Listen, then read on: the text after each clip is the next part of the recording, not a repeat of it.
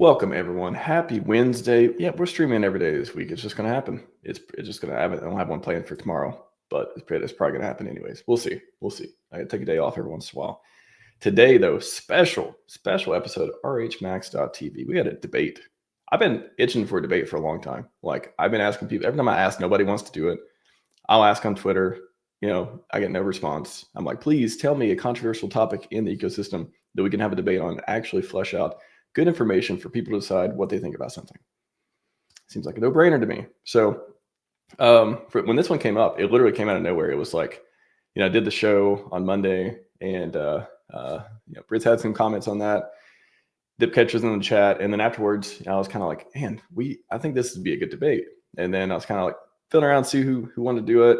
And then I was like, you know what, I'll do it. I was moderator for the Gold Key and KDP one when the decentralized all the things stuff happened year and a half ago or so. That turned out to be pretty useful, pretty interesting too. And today I'll be moderator and participant, I guess, in that side. And I'm taking the side that FlexNet is a bad idea. Now, my personal opinion overall on FlexNet is I'm pretty neutral, actually. I kind of get the controversy, but at the same time, I'm kind of like, of all the things, like, is this the thing to be, outraged about? Is this the thing to like be super on one side or the other about? And again, but today I'm totally on the other side. This is not a forum for softball questions. This is going to be, again, two people who respect each other talking about a new thing coming up and the pros and cons and downsides and stuff. So chat, I'm gonna bring Dip Catcher in. I got a couple other things to say before we get into it, but it'll be pretty fun. Welcome back to the show for the th time, Dip Catcher. How's it going? Back again. I wonder how many times have we been on a stream together? I thought about counting. It's got to be like 15. I'm gonna go with 15. Got to be one of the most frequent people, right? You have been on the show quite a bit. Yeah. Thank you for your content creation contributions. Thank you. Plenty of good conversations. And I love to have you on the show. Literally, you will come on the show, especially the last probably 5 times. And we never talked about this, by the way.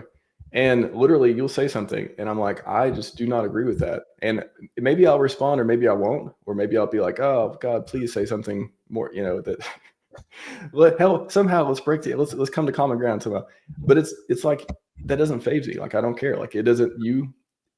I think you're such a net positive to the ecosystem that, and all the thing. We'll get into projects and all this stuff too. But you did so many things, and I still think you have good intentions for all these projects and all that stuff too. Whether or not we're talking. I got a ton of stuff to talk about, but like the ability to have a conversation with somebody and not like just flip out because they say something that you don't agree with. Is it a superpower? I don't know. It feels pretty natural to me, but it's just like, I think so.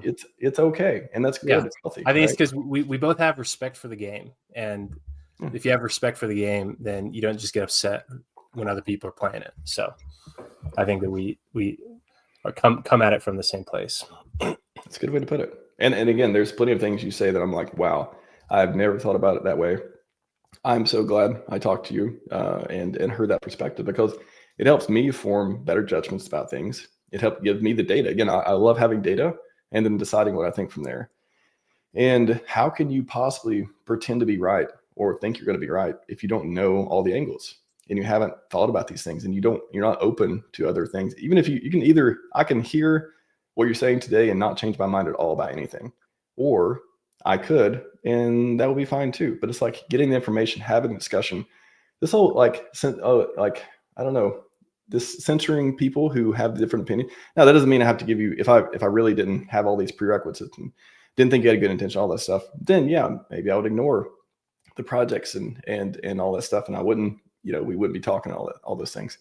But I just don't think it's fair to make a decision and have people give their opinions and all that stuff and not actually talk to the person doing it and creating the things and give them a chance to clarify or explain or confirm a lot of the things that people think about the project. So again, I really appreciate it. Yeah, of course, man, of course.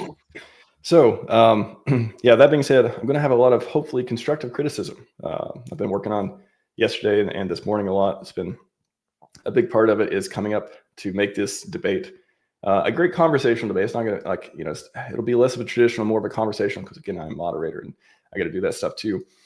But again, it's just two people come together, talk about stuff without yelling and listening and chat. I've heard a lot of the feedback back and forth on the X platform and all that the last couple of days too. And I don't know, man. Money just, I don't know. Crypto kind of brings the best and the worst out in people. I feel like I know pressure around money and stuff sucks and can really make people act in certain ways. But I don't know. I think having that like higher conversation is super important. So, chat, please be respectful. If you are not, you will probably be putting time out or otherwise limited from engaging. And again, it's not censorship. Like, you call it censorship if you want. It's curating a healthy environment so we can have these thoughtful discussions. I was put on timeout from the chat on your stream the other day. Okay, I see. I didn't know that. Anyways, I don't give my car keys to irresponsible drivers, so I don't need to give a voice to anyone out there either. And please, my moderators in the chat, please. Well, Dipcatcher's not in the chat, but if anyone else is in the chat who's saying things that you disagree with that are otherwise relevant, I bet Brisology's Googling right now how to ban someone from a video if you're a moderator. Shout out to Briz in the chat. Yes, please, all my moderators, be very, unless it's like just egregious and just bad. I can see a lot of it too, so I'll take care of most of it. Anyways, nobody has the right to use anyone's platform for this stuff. Not my comments, not my platform, nobody else either. Go get your own platform, do your own stuff. Richard, you say it all the time, right? Go get your own platform, spam the coin of the week, spam, all the hate and stuff too. So anyways, just want to make that announcement. I think we're good to go though. Like I said, I'm going to take the side that this is a bad idea, that FlexNet is, a net negative, for example, to the ecosystem. Dipcatcher, of course, is going to take the other side, why it's a good idea. And there's a lot of nuance around that too, why it's a good idea. For Hex, that could be different versus PulseChain. We're going to get into all the different pieces of that too. But first, things we agree on. I think it's important. Again, this is kind of a RH. Listen to RH talk so much too, the tactic where he would do it in a way where he would like build it of like, anyway, I want to get into all of his techniques too. There's some interesting ones that are there too, but I think that was one fascinating one that was kind of like building some common ground first, so you can have a productive conversation and people can see, where you stand on these different things. So one, building utility on Hex is good and innovation is good. I think we both agree on that, right? Yeah, of course. Yeah. Second one, Hex on Ethereum isn't going away, and there are a ton of advantages of having it doing well. We agree on that? Absolutely. All right. And then a network built and run by people who support Hex and where Hex has additional utility as a gas token is pretty interesting and has a shot at perhaps doing well. Like there's a chance. There's risks that come with it, but like the foundational idea is interesting enough to pursue. Of course. Right. So just everyone clear. Again, put your questions as we go through the debate and stuff. Put your questions in the chat. That's the current common ground. That's the standing part. All that. And now I want to go through a couple before we get into the main topics. A couple of the weakest arguments against doing it, which I think are interesting. I'm going to take the side against it, but I think there's some weak arguments out there. First weak argument. Richard says it's bad. L2s are bad. That is by far the weakest argument. Again, love Richard, but there are plenty of reasons you could say why he doesn't like L2s. One, his thing is like super privacy, super decentralization, like the whole ethos, again, and there's different. Yeah, I'm sure Dipcatcher could make some like counters to that of like, okay, why do we have bridges? Why do we have PulseX? Why you can turn the knobs on that? Those aren't trustless. There's different stuff like that too. But in general, like his whole ethos the last 2 or 3 years especially has been fighting for freedom, fighting for DeFi. Why in the world would he support L2? That's pretty obvious. Well, I think that he like there's the arguments against just like L2 as a scaling model, because sometimes that puts ETH the asset at odds with Ethereum the network. And I think that he probably, because of he has the second largest position in ETH of like kind of major organizations, that he cares a lot about ETH the asset. And so whereas so I think that because the L2s in a way can be viewed as a net, like I think in his words, like a vampire on it. It's because it's absorbing fees that would have otherwise gone to ETH burning. So I think that has a lot to do, at least with what he's said more recently about it. And like the things related to, like the risk profile of L2s versus like being on an L1, or the risk profile of being on an alt L1 with a, certain, parameters around the validation and, who owns the supply. And then also specifically like the bridge there. Like you can make the argument that you're really like, if you're on like an alt L1, like kind of an emerging alt layer one, like PulseChain, that the risk profile is actually quite similar to that of an L2. They're just kind of different risks that you're so like, I think that, he's certainly aware of, different types of risks. And that's kind of the game that everyone kind of chooses what kind of configuration of risk profile that's suitable for them. Well, he even said in the last video too that he didn't say, it was very specific actually. He's like 99 point, he said like 99.99% of L2s like are bad, basically, something like that. But even then he left room for there to, because he knows, like he sees the industry, he sees the way it's going, he sees the innovation, he sees people building on it. Like they're all, again, there's products that can be inherently bad and flawed and go away and fail and all that stuff. But even then, to me, when he said that, he left some room for like, okay, but if I ever do an L2, like it'll be good. If everyone can do it the right L2, that kind of thing. So that's what I read from that. Yeah, and I mean also like there's risks beyond just like how the network operates. Like probably the majority, like the primary risk that matters the most for most users is just the price of the assets you hold. Like that's like way, like if the value of your assets go down 90%, that's probably worse than maybe a network being down for a couple hours or days. Like, and so those like, that, because that has like a lasting impact. Whereas like, network outages or, even certain types of censorship, those don't, necessarily wipe out 90% of your value. But so like, you have to, I think a lot of people like to focus in on one particular risk when you really have to, treat it as the sum of all risks and the sum of all rewards that you get for bearing those risks. And then that's kind of where you can match things up against each other. And so that's why like with L2s in general, I mean, I know for a fact that the risk profile is highly misunderstood. Like you have to, even like I've been following this stuff for a long time, but really until I got into this, actually, deploying like the L2 testnet, really understanding like the actual mechanics behind how L2s basically work. Because I used to think the risk profile was a lot higher than it actually is. Well, I think you got a larger appetite for risk than a lot of people do too. I think there's a little bit of that too, where you're willing to be like, well, it's good enough because I want to innovate. I feel like that comes with a lot of stuff, right? Well, it's like the risk profile, just like how it fits in amongst all other things to consider.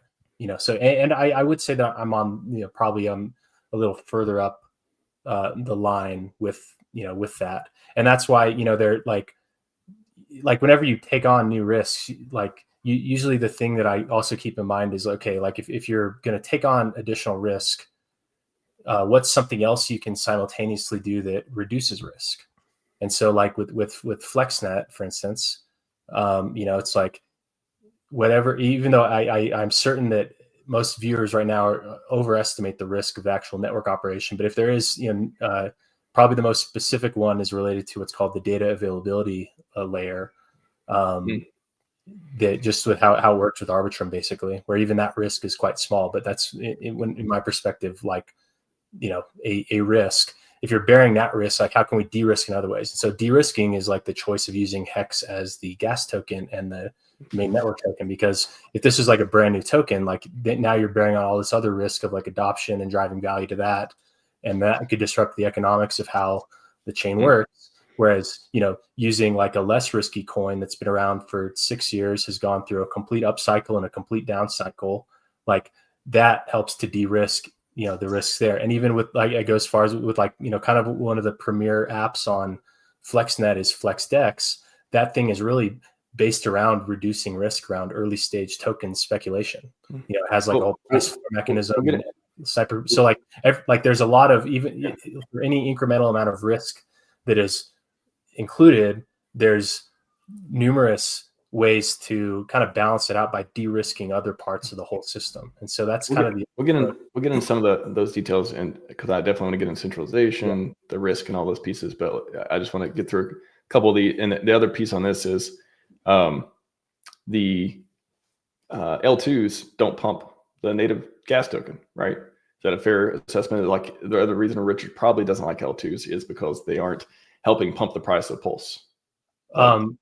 Well, do you mean of ETH or yeah, of ETH, but like, so even if they were on Pulse, the native gas, whatever they can, in the sense, like if an L2 has some application built on top of it, and if the L2's native gas coin is ETH, because a lot of like L2s, they just use ETH, and so if that L2 is the reason why there's some new demand catalyst for ETH, then yeah, of course that pumps ETH. And if there's applications that effectively lock up or utilize the coin in a way where it's like being held and not sold, so maybe it's used as collateral for something, or maybe it's but that's sort of indirect effects.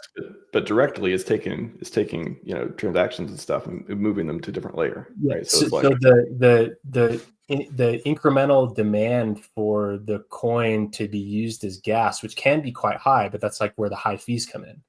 So it's like that in that way it can, and it can reduce the amount of ETH that's burnt, because if like the ETH blocks aren't flooded with like user transactions who are trying to bid up, and instead the ETH blocks are because like ETH's scaling solution is to do everything to support the L2s, and then the L2s fill something up called blob space. So blob space is basically like block space but for L2s, and so they want the blocks to contain the L2 data basically. And so that's like that's probably the thing that it kind of competes with, is like that it can have a negative, like it can cause less deflationary, because the transactions like the compute is happening externally, but then the storage is either happening on Ethereum or these other data availability things like Celestia or others. Well, I think in general, just it probably, if nothing else, it doesn't fit into the fundamental narrative that, again, that he's probably thinking of and driving towards and incentivized to go towards for those couple things, I think, and maybe others too. But anyways, that's why just listening to what he says directly on a lot of things, I mean, I don't think like parroting RH's points on L2s is a strong argument. So I think it's a weak argument against it. The other one is, and again, I just want to like briefly touch on these before we get into the different verticals. But the other part I think is particularly weak is founders made products that didn't do well before. A lot of people, y'all have made what, 50? How many different? 15? I would say 15 to 20 different projects at this point. I was literally trying to like count them all and like get them all, because I wanted to like bring some of them up and stuff during the piece. But anyways, I think that's a particularly weak point, and we'll dig into some of that a little bit later. But because they built so much utility on Hex, literally other than any other builders in the ecosystem. Like we'll see how Hedron V2, changes things up. But like as of now, Maxi, Perpetuals, all those pieces. I mean, you had Quantum raffle recently, which was on PulseChain. And we'll get into some of the ones that didn't do so well or controversial or otherwise and stuff too. But they like to experiment. And so there's a handful of ones that are going to do well and not do well. I don't try to hold it against them that they like to try new things and build stuff outside of Hex or even outside of PulseChain. The intentions there are good enough, from this conversation alone. So like that's something I think is particularly weak. That just didn't work so well. I'd say that is a fair, criticism, right? Because like, all things are, but kind of the way I view that is it like, how else do you gain the 10,000 hours of expertise without actually doing stuff and like showing up and like and I think it just reflects a lot of people. Like if a lot of people, if they did something and it didn't work out, they'd quit. And so it's really more a reflection of themselves. And I think people like get particularly offended by things like gophers, like a meme coin, and that's a squirrel thing. Basically an impossible game to play. Like 1 out of a million is going to work excellently, and so people like to latch onto that in particular.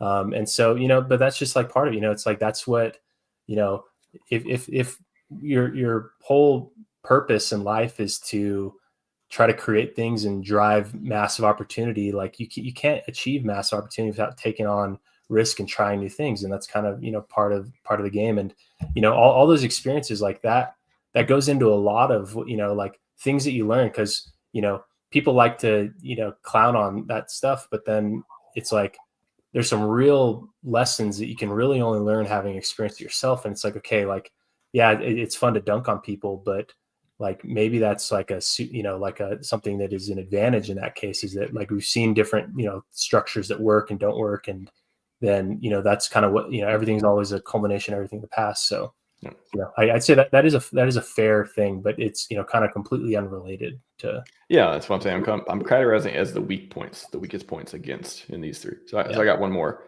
They have bad intentions. So this is, again, we're going to flesh it out. I got a ton of different pieces to riff on, but to me, it just seems to be based on a bunch of theories and assumptions, and just like all the trash talk for RH does it help people give the benefit of the doubt over time? I'll say that, but there's no, again, chat, if you have data, put it in there, bring it up, actually give references. None of this like, oh, blah, blah, blah, like scam, and they did this, did that. Give me actual link and references, because I haven't seen a one-to-one example of them having bad intentions to hurt Hex. And they've had plenty of contributions to PulseChain. So, and we're going to get into, is this good for PulseChain? Like, is this, bad for it? We're going to talk about all that stuff too. But in general, for Hex, let's just like laser focus on Hex for a moment. I've not seen bad intentions to hurt Hex, and this project is about Hex. So again, put the data in the chat if you got it, but I haven't seen a lot. Yeah, I mean, I think people like they feel like if I don't just like line up and join the cheerleading pep rally, like that's not my personality, and like it's not how you move things forward. And like I'm willing to look objectively, like, and I try to look at things not based on my own bias, but from the bias that whoever's counter trading me is. So like whoever your competitor is in the market. So that would be, people not in our ecosystem. Like, how are they looking at this? Well, I think you think of from first principles too. I think we have that in common, where it's literally like, Richard may say stuff and you may agree with it or not. And you may, but it doesn't mean you're not just going to take it as like, oh, that is the truth for everything that applies in all these situations. He has a particular agenda, which I think is great and awesome. We're out here, either building stuff or making content, trying to get people to understand these concepts. You don't have to, you can still support RH. You can be one of the biggest supporters there are, such as me, and be like, yeah, I don't have to listen to every single thing he says, because. But also I'm a massive supporter of him too. That's the thing, is that like, and also I wouldn't say that like I'll say things that like I try to be objective. Very spicy. I've seen. I have made there's a lot of stuff I haven't seen, but I've seen some. Spicy. I have made jokes that may have been inappropriate or not nice, which I do regret. There's a reason he blocked you, right? Yeah, I mean, but that's, I don't know. Like, you ever I'm just saying. You ever make fun of your friend's weight? Like, yeah, you can call it like. Now you got the picture in my head. Now you get it. You know what I mean? And so like that, yeah. So and I think that's like, people view like bad intention as like trying to find solutions, like and finding solutions means like you have to frame the problem, and like I never act like there's real problems. People are aware of it. That's why they get so mad at me for addressing problems, is because they know that it exists, but they don't want to recognize it. And they think you addressing the problems are flooding their bags for the most part. I think that's the biggest thing. I think the problems that you're trying to solve are, and we'll get into it again. I even started the actual debate part, but just the argument, and these are the weakest arguments against it, is, because RH said it. They think you have bad intentions and prior experience making projects that didn't go so well, although you have a ton of successful projects too. But like, these are just the pieces, again, that we're lining up of like, here we go. So again, we're getting so close. There's only two more pieces. I want to go through the weakest arguments for it now. Weakest right now. Now we're getting warmed up. Yeah. So there's some part of me, and again, we can riff on this for a minute too, because I think it's interesting, where like, do you think RH is wrong? Like, do you think, again, the L2 part of it, you could talk about Hex's energy going with Pulse. I know I want to pull up the image you shared earlier. I think it's really interesting. We can talk about that a little bit later as well. But hard for PulseChain to go up as is. Should get rid of the fork with PRC20s. You know, the comments you made earlier about that. Do you just think that it is possible the PulseChain fails and this is something to help Hexicans? Because that's a hard line. I don't know. I feel like that's a hard reason to build this thing. Yeah. So that's not really, it's not really like the purpose of it. It's not that so much as like a hedge against PulseChain failing. It's more about opportunity and leveraging, you know, advances in the Ethereum world to support Hex.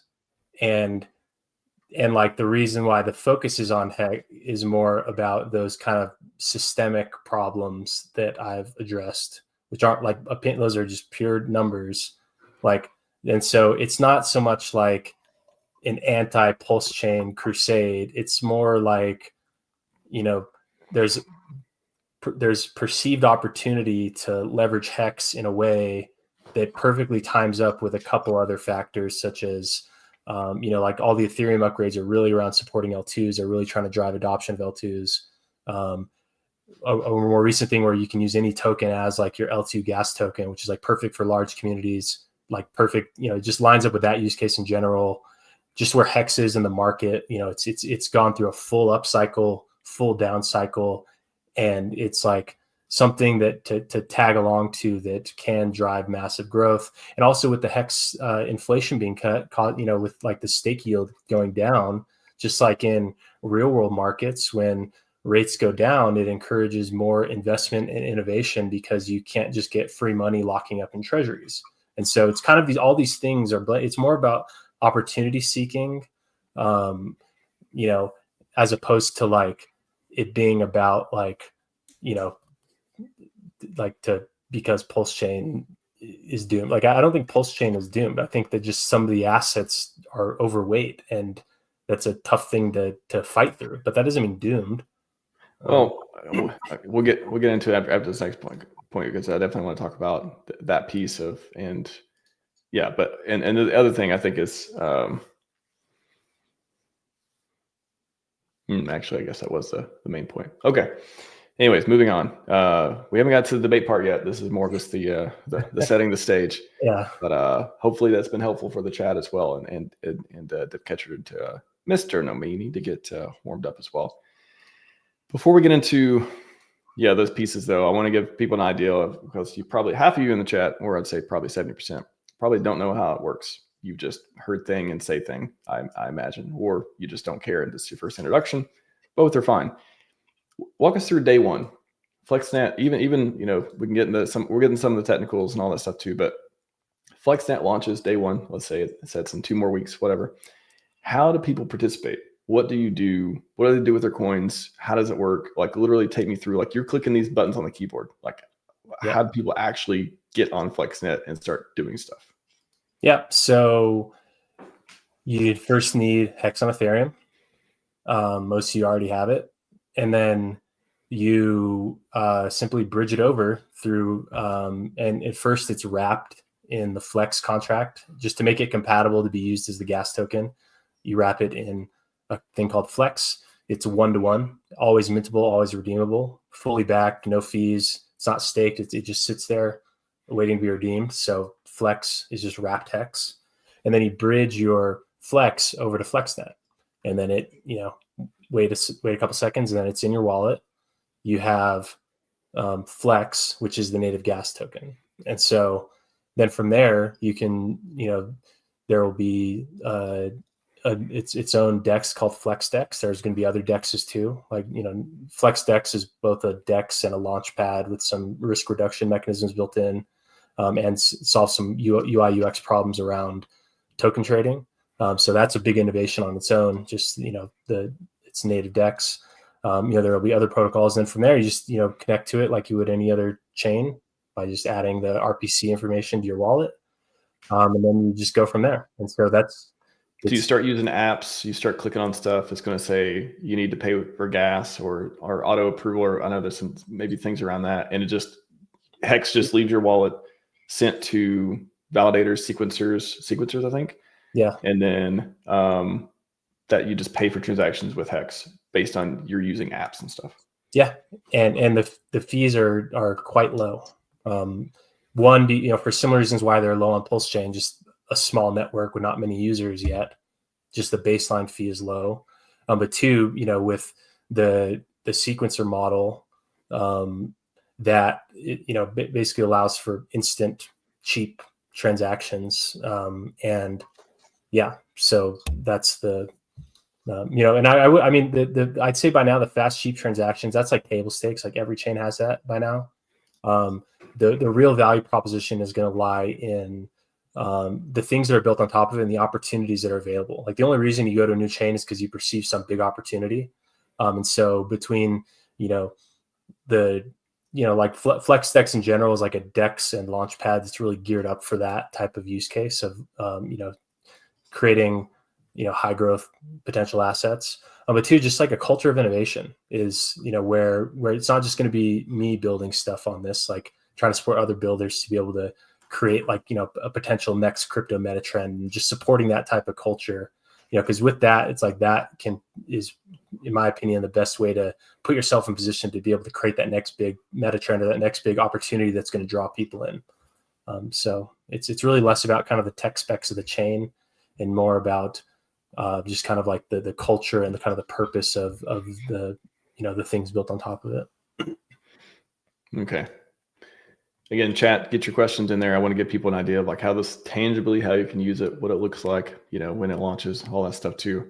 But I want to get into the topics now.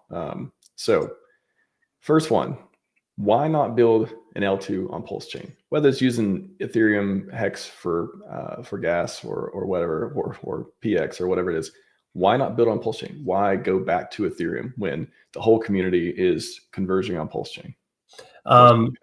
Well, so one, all the upgrades in Ethereum. So Ethereum's had two major upgrades since PulseChain's launched, and PulseChain hasn't implemented those. And all these upgrades are really centered around supporting L2s. And so the thing that's happening on Ethereum are that the network upgrades themselves are centered around L2s. Plus, there's billions of dollars of infrastructure investments that have gone into building the related infrastructure around an L2 ecosystem. And so that just purely doesn't exist on PulseChain. Like I bet maybe you could figure out a way how to replicate this on PulseChain, but that would really mean that you would have to reinvent the whole like sequencer stack, the whole data availability layer. Why not just fork that? Well, yeah, I mean, if those things are built around specific nuances of Ethereum that take into consideration the upgrades that Ethereum have had, it may not be so trivial. And so that's like a lot of work and effort and risk, because like you can't just lean into like battle tested stuff that has handled multi-billion-dollar roll-ups. You'd have to be basically inventing that on your own. And so that would introduce a lot of risk that would make it potentially non-viable. Whereas like being able to lean into this L2 infrastructure that's been really in development for 4 years, been in production for 2 years, and is battle tested, billions of dollars of development and infrastructure, and a lot of kind of supporting tooling to be able to deliver this type of experience very simply. That it just doesn't quite line up with with where PulseChain is at. And really like the only reason that L2s became a thing on Ethereum is because the Ethereum blocks were full. Like there are times where the blocks really get full, and the PulseChain blocks are like nowhere near full. And so it's almost like you don't necessarily need L2s on PulseChain because PulseChain is not full. And so maybe if PulseChain was, because like they've been trying to solve the block capacity problem since like 2016. And so 2017 cycle got real bad. 2018, 2019, kind of less urgency. But like once the Ethereum world kind of gets moving in a direction, like they actually commit and they actually get stuff done. And so then 2021 with the NFTs, like that was and Uniswap and like just all the trading and DeFi stuff, like that really filled the blocks. And so that was kind of like mission critical. Like we need to, be able to offload some use cases to these, networks where like the compute happens off the main net, but then it's logged to the main net. So like that was like a multi-year thing that caused all that. So that's why it just doesn't make sense to do it on PulseChain right now. So yeah, so hard to do because the tech doesn't exist. Hard to fork because it's just hard to get right on a new chain with different parameters, all those pieces. But for the hex piece, so I feel like this answer could go 10 different ways, but using hex, I mean, again, from the outside, it seems like, okay, we want to build a hex because there's users, there's adoption, there's people who will use it. You already got the base. You mentioned earlier about, you've already seen what the coin can do. There's always this history, all that stuff too. But FlexNet does not help PulseChain, right? Like there's what way does it help PulseChain? I'd say the main way it would help PulseChain is that Hex on Ethereum is really the main billboard for PulseChain. And so any new demand source that's helping the value of Hex on Ethereum go up, that just helps paint PulseChain in a better light. So not directly, but kind of more of like a framing. But let me put myself in the scenario that I'm an Ethereum user. I'm on Ethereum. I'm using Hex token. Cool. Oh, it's on this FlexNet thing. All right, cool. Why would I go to PulseChain after that? Well, like I would go to Hex. Maybe I'll buy some Hex, but I wouldn't. Why would I ever need to? The only reason would be for opportunities that you think exist uniquely on PulseChain that are going to perform better than wherever you are. And so, like, that's not like a problem that FlexNet, I guess, solves. Like it kind of like creates a better starting point by, because like the only time there's been massive inbound demand for PLS or PLSX was when Hex was at all-time highs. Like pure, like there's that, like. Well, that was during sacrifice times, though. I mean, that was a different environment. Now it's like you're on L2, you're using Hex, you're very far away from PulseChain. Bull market in general, but like, that is like a major driver for that. So but even if you exclude that as a reason, I mean, there's, I guess, because there's, I think, like $20 million of eHex on the network, and it can help to increase like if Hex on Ethereum became more liquid, then because there's a lot of eHex bridged into PulseChain, then it helps PulseChain have more liquidity, because right now, like the paper value of eHex is like $20 million there, but the actual liquid value is probably much lower. So what you're saying is if FlexNet helps Hex on Ethereum do better, then that could elevate Hex in general, and then they may find PulseChain after basically researching more of Hex stuff, because Hex is doing better. I guess there's an indirect point there, but in parallel, there's so much that takes away from it though, because it is literally compete. Like you're giving people a place to compete with their Hex. You're saying, do you want to have it on FlexNet or do you want to have it on PulseChain? Like you want people to go to FlexNet and not PulseChain with their liquidity. Well, right? Because I mean, the main use case for bridging your Hex into PulseChain is to sell it. Like truly, that's the main use case. Like the only reason people, other than maybe to provide liquidity, which is selling, you're posting your coins for sale in the liquidity pool. That's a good point. You can't stake it there yet. Well, there may be protocols to do that though, which could change that. Yeah. So but that is the main use case. So if there's a use case that draws that sell price, because that's one of the problems that I kind of highlight, is that like there's like, and that was my spicy take to cut eHex or to cut PHEX from PulseChain. It was kind of rooted in this, is that like if the main use case for bridging Hex on Ethereum is to sell, then like that inbound liquidity that you're cashing out through, that was inbound demand for Pulse. But then because there's a liquidity pool between eHex and Pulse, or eHex and pHex, then someone who's bridging their eHex over to PulseChain and then selling their by how the just by getting routed out, they in effect they represent both eHex sell pressure and Pulse sell pressure, because they're drawn. So the like that's like a reason to try to drive the value, because like eHex on its own and pHex too, like neither of those things introduced any inbound liquidity on the buy side to PulseChain, but they represent a lot of sell side. And so routing hex activity away from PulseChain can benefit PulseChain, because like say Ethereum hex. say there's a lot of liquidity built up in FlexNet, and then rather than those users bridging their, or just and by liquidity built up in FlexNet, what that really means is eHex liquidity being built up. And so like I would rather eHex sellers, because every day there's stakes ending from years ago before any of this stuff.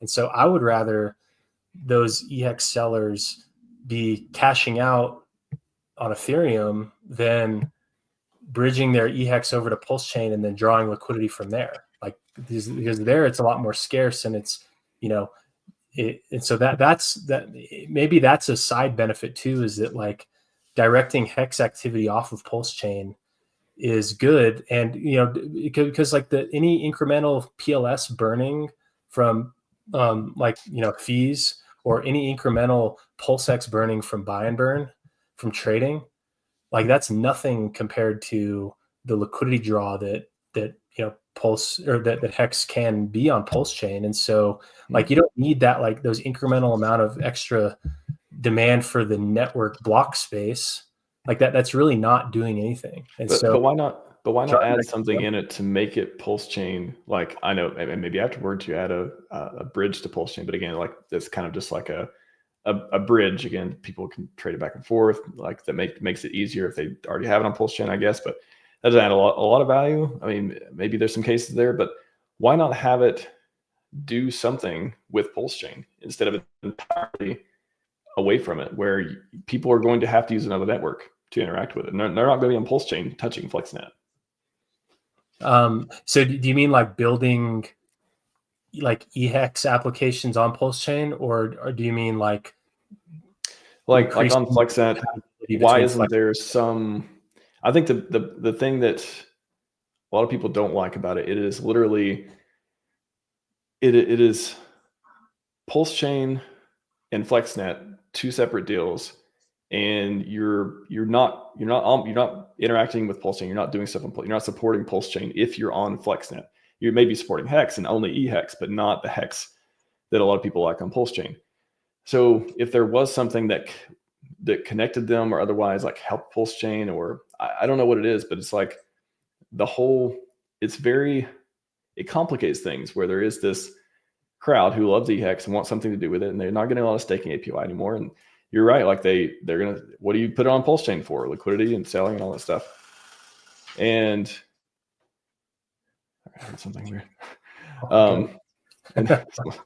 And then like there's not a lot to do with it, but that's where everyone gets torn of like, okay, why would I not want to help PulseChain? I feel like the most natural thing to do is put my coins there, even if it is just to sell them eventually or provide liquidity. I guess the main reason why like the scope of this is not expanded to try to directly do something for PulseChain is that, and one, it's just like a matter of focus, and two, like that makes it harder to succeed, because like right now when you look at it objectively, the thing that's the most lightweight is eHex. And so like kind of focusing on hex on Ethereum specifically, and not trying to just like for the sake of crowd approval, because like these are the existing users,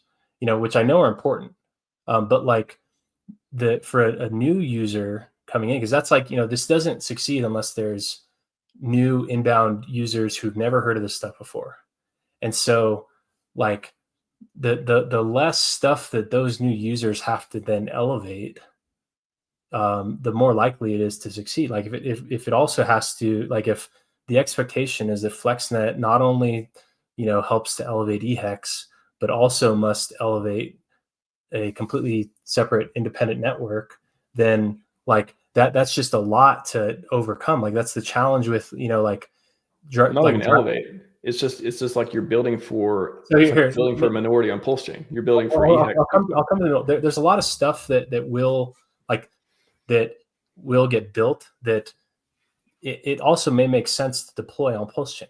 So or like relationships that are being built, like because I've been talking to a lot of people that in kind of the interoperability space, so like bridges, different explorers, kind of like cross-chain stuff, and like they're very well catered to just like plug in a new standard L2 into their system. But I when I talk to these people, I'm like, yeah, like I kind of come from the PulseChain ecosystem. It's an L1. It's just a fork of Ethereum. Like, maybe there's some integration there as well. And they're like, okay, like, well, so like maybe there's some side benefit of me just kind of being, from PulseChain, that, but meeting the Ethereum infrastructure people kind of where they're at. Maybe there's some, enhanced interoperability or just enhanced brand positioning that can come as a result, from that. Because there are things that we'll be integrating on FlexNet, and if it makes sense and it's trivial, then maybe there are things that like if we get someone to support FlexNet as part of like some like bridge network or like cross-chain swap network, then maybe since that conversation has started, then maybe there's like a better chance to get maybe consider PulseChain as well. Like once you're foot's already kind of in the door. Yeah, so but it's kind of like but I don't want to set that expectation because I like it. Well, it's not part of the foundation. You're not it's trying to do that, right? Yeah. I just want to make it clear, like this is not trying to make things from scratch to work natively on PulseChain or have interoperability or connections. It is one of those. I mean, you may have conversations with people, and I'm sure you probably still are vocally supportive of PulseChain when you have the opportunity to be, but that's not FlexNet. FlexNet this is another network for Ethereum Hex, and like PulseChain could have. Besides the fact that imagine you hold PulseChain coins has nothing to do with FlexNet. Yeah. I mean, I'd say even more specifically, like FlexNet is a network for innovation and finding what that like breakthrough things that are going to become a next crypto meta trend. And then Hex is just the asset that powers the network. So it's really kind of like, because that's the thing that's really going to drive adoption. To make any of this worth it is if there's serious opportunities related to FlexNet. And then Hex as the gas asset and like the liquidity pair, that's more of like a strategic choice, which maybe is biased from like, it's like I love PulseChain, but I especially love Hex. I mean, Hex has been the main piece of my life since 2019. And so like, of course I love Hex more. And of course I, want Hex to succeed. And I think I love Hex more too, honestly. But I need PulseChain to see. Like I need it in like not even like I'm not even talking about bags. I'm not talking about like that. Like forget all that stuff. Like I need this thing. I will manifest victory. Like this is what I want to happen, and I want Hex to thrive as well. But PulseChain is the path. Like I like EX too, but PulseChain is like the first priority. That's the way I look at it. I mean, it could like that. It should be like, but like, I wish that there weren't so many systemic headwinds, which we can talk about later, like that, because like that's also part of like the positioning of all of this too is like and kind of like the focus on, because like the space that I see green grass is really around eHex. I'll pull that up in a little bit. I definitely want to chat about that. That's part of it too. Why build something that the founder doesn't support? Like we talked about L2s, doesn't like L2s. You talked about EHEX, he doesn't like EHEX. Like he's might get a free ride on the way up. Like, what if RH tweets what if FlexNet kicks off successful, RH tweets, yeah, I see some people, the vague tone. He's like, I see some people doing things on Ethereum L2 with the Hex coin. I think it's a bad idea. And then you just lose like half of your, again, imaginary horribles maybe, but you lose like half the participants. They're like, nope, RH made his decision. I'm with him. I was kind of on the fence before. I'm not like die hard into this thing. Let me just let go. Like don't like those kind of risks going against what the founder is going to promote and may even have a spicy tweet from him about it. Those are risks to the network too, right? Like why build something when you have you're running uphill in a way. Yeah. I mean, I guess to answer the first part of that, like it's really about thinking for yourself. Like I don't outsource my thinking to Richard. No, it's not even it's not even about that. Like again, you can talk about that too, but I'm just saying like literally the effect that he has where he throws support. Whether it's not about listening to him, it's not about doing what he said. It's just about like, yeah, you can do whatever you want, but he has a huge amount of influence on this community and the community you're inheriting with this product. Well, I think that the people that would have been like, say he does tweet something like that, like he tries to do the whole like what he did last year, trying to kind of kill EHEX, which he's kind of walked back from, and then like the whole PDI thing. Well, that's powerful. EHEX is that is the number one thing that if I could ever see him walking back something, it would be the EHEX market side of thing. Well, he already did. Like project. Remember the website? Yeah. But I'm saying like this is just another community project to him, right? This is just community building stuff. And especially if it's against whatever he thinks, there's why would you get any love if not the other part? I don't expect any support at all. Like not even I only expect opposition in that sense. But that's the clarification for people participating. Sorry, just one more point. Yeah, and that's the clarification I want to make is like people. This is not support. This probably will never be supported by Richard. Do you agree?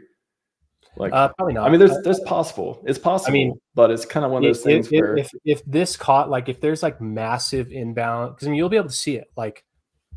You'll be able to directly see because like FlexNet, because it plugs in all the L2 infrastructure, like there's gonna be really clean on-ramping, like one click Apple Pay buy-in or bridging directly from bank account right onto FlexNet.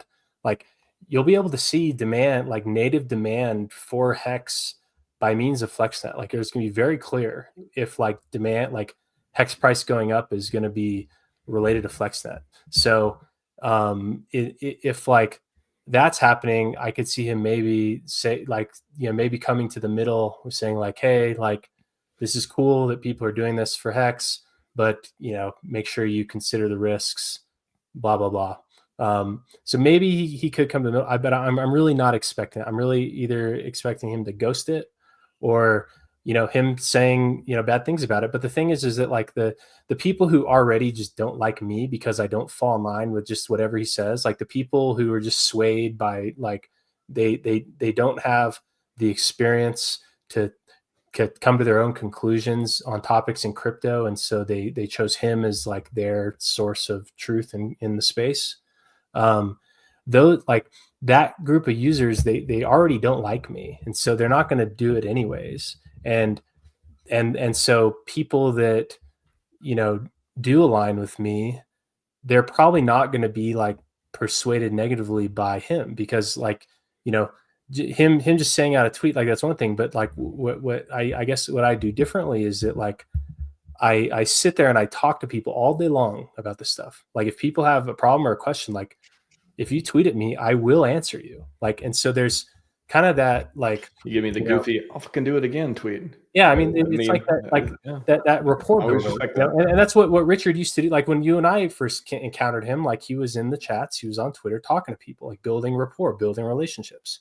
And it's not really that way anymore, but because all things are different now, but like, that's, part. So like people who are going to like people that are already here, if they're going to align with me, then like they're not going to get swayed by him trying to say it's bad. Probably the main you do with like, and this, I mean, would probably, I don't think he'd do it because I know that he knows the impact is that like probably the main lever he could do is if he like ended all of his stakes and then absolutely nuked the price of EHEX and basically pinned it to zero forever, which he could do.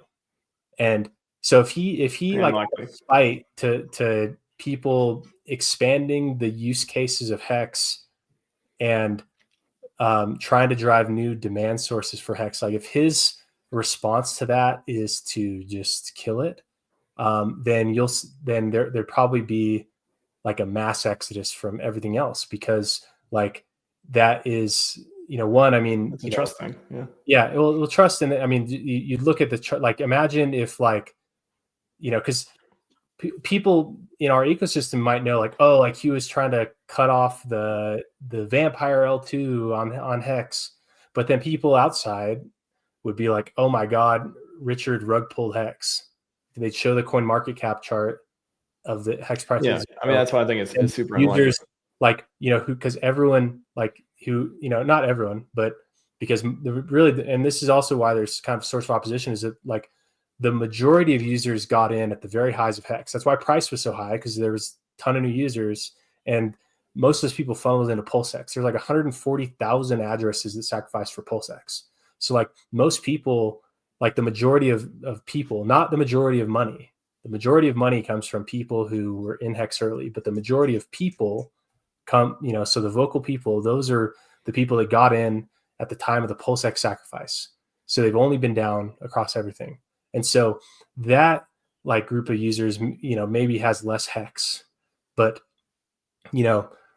like trying to, and that's why I think that like when he tried to say the market decided that PHEX is the real Hex, everyone's migrated, EHEX went down a lot, but then so did everything else, like for months. No, so I'm not saying trying to kill one. It's almost like because they're all so tightly bounded, and like the users own a lot of all of them, then like that would be the only thing. And if that was the case, then I'd call all this over basically. Yeah, and it's not. I mean, it's not about, again, I don't want to frame this as like I am a huge advocate of permissionless building. That's what I love about this project is you are not taking feedback from anyone.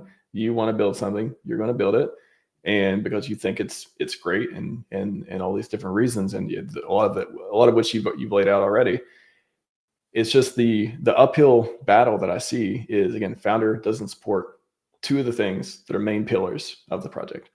The community doesn't like, you can call it trash talking, call it whatever else, the readoption of Hex 2 that has been tweeted. I never like to see big accounts in general. Like I've always hoped they're neutral, but it is one of those things where, when you see big accounts, whether it's Maximus account or see any other big account take a position on something, especially when it's controversial, it's always this like shaking in the community of like, oh wow, they just took this thing and now it's kind of like voting, right? You just pissed off half the country type of thing. So those two things. So this whole, cultivating of controversy. I've even heard people, call it your outrage marketing, type of deal. It's better than going on a stream full of all the women in the community and talking about my genitals. Well, there's plenty of things we can criticize Richard on for sure on that, which I kind of miss some of the outrage marketing stuff. Maybe not that, but like I do miss the yeah. fit. I mean, it's not really fun. I wouldn't. I mean, part of it is like, one, having fun. Like this is all fun, and also like people feel like they're fighting their backs. Like there's things that are kind of there are things that are said that may be kind of extreme, but then like it's kind of rooted in some very realistic things. And part of it is that I think it makes people like it makes people think for sure.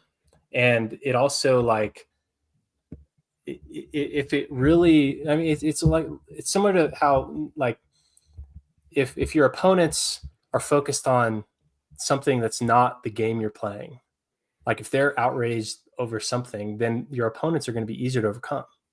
And so like if so that there's killing adoption numbers, though, right? There's lots of people that would support. Involved. There's lots of people that would support this if they didn't think you were trying to confuse the hex brand, thinking eHex is the real hex, and building something that is literally RH is not supported. Like those two things. And again, I'm just like channeling the sentiment of like a lot of stuff I've seen and heard and stuff out there too. That is not growing support, right? Like it's the opposite. It's getting people, only the extreme hex users in, only the smart people are in. That doesn't grow the numbers. Like that doesn't help with adoption. So like why is that the strategy? I mean, but part of it's also speaking from the heart. Like I do believe in hex on Ethereum, and and that's like the nature of zero sum markets. Like, you try to promote the thing that you care about, and so that's part of it. And I mean, also it I think it does make people think about hex, and it's also a signal that, like, even though like Richard in the past has tried to kind of walk away from eHex, but then kind of undid that a little bit, and then with actions like with the staking, did it on eHex as well. So like there may be a difference in like the kind of outward promotional stuff versus like strategic decisions that are made.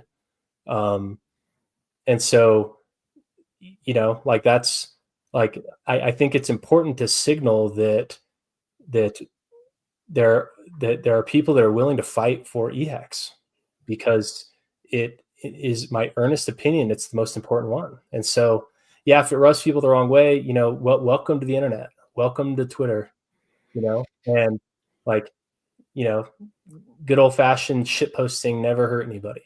And so, but again, if you're trying to onboard people with your mission and you want them to believe in, and be like, this is a new ecosystem, this is the thing we want to do. We're not trying to hurt like are you trying to hurt PulseChain? Yeah. Well, so no, I mean, I think being realistic about things like I mean, just the tweet right there, like PulseChain was never about hex. Yeah, it never was. Everyone knows it. That's why people get so upset when I say it. Everyone knows it wasn't. Everyone knows it was about Pulse and PulseX. It's not about hex. I tend to agree with you. on that. So like that's what I mean, is that like that was like and I say this all the time on Twitter, like the framing that PulseChain was designed to save hex is like, that was like the sales pitch to reach the like lowest common denominator user to get them on board. But the reality is that the reason PulseChain exists is because there was huge market signal around alt layer ones at the time, like Binance Smart Chain, Avalanche, Phantom, Solana. And so all like that was the reason why the gas fees like that, things like that are solved at the application layer. And so it's like everyone knows it. Truly, everyone knows it. Even people that disagree know it. That's the thing. And so like, stating, our truth that, PulseChain wasn't really about hex. Like PulseChain was about PulseChain, PLS and PLSX.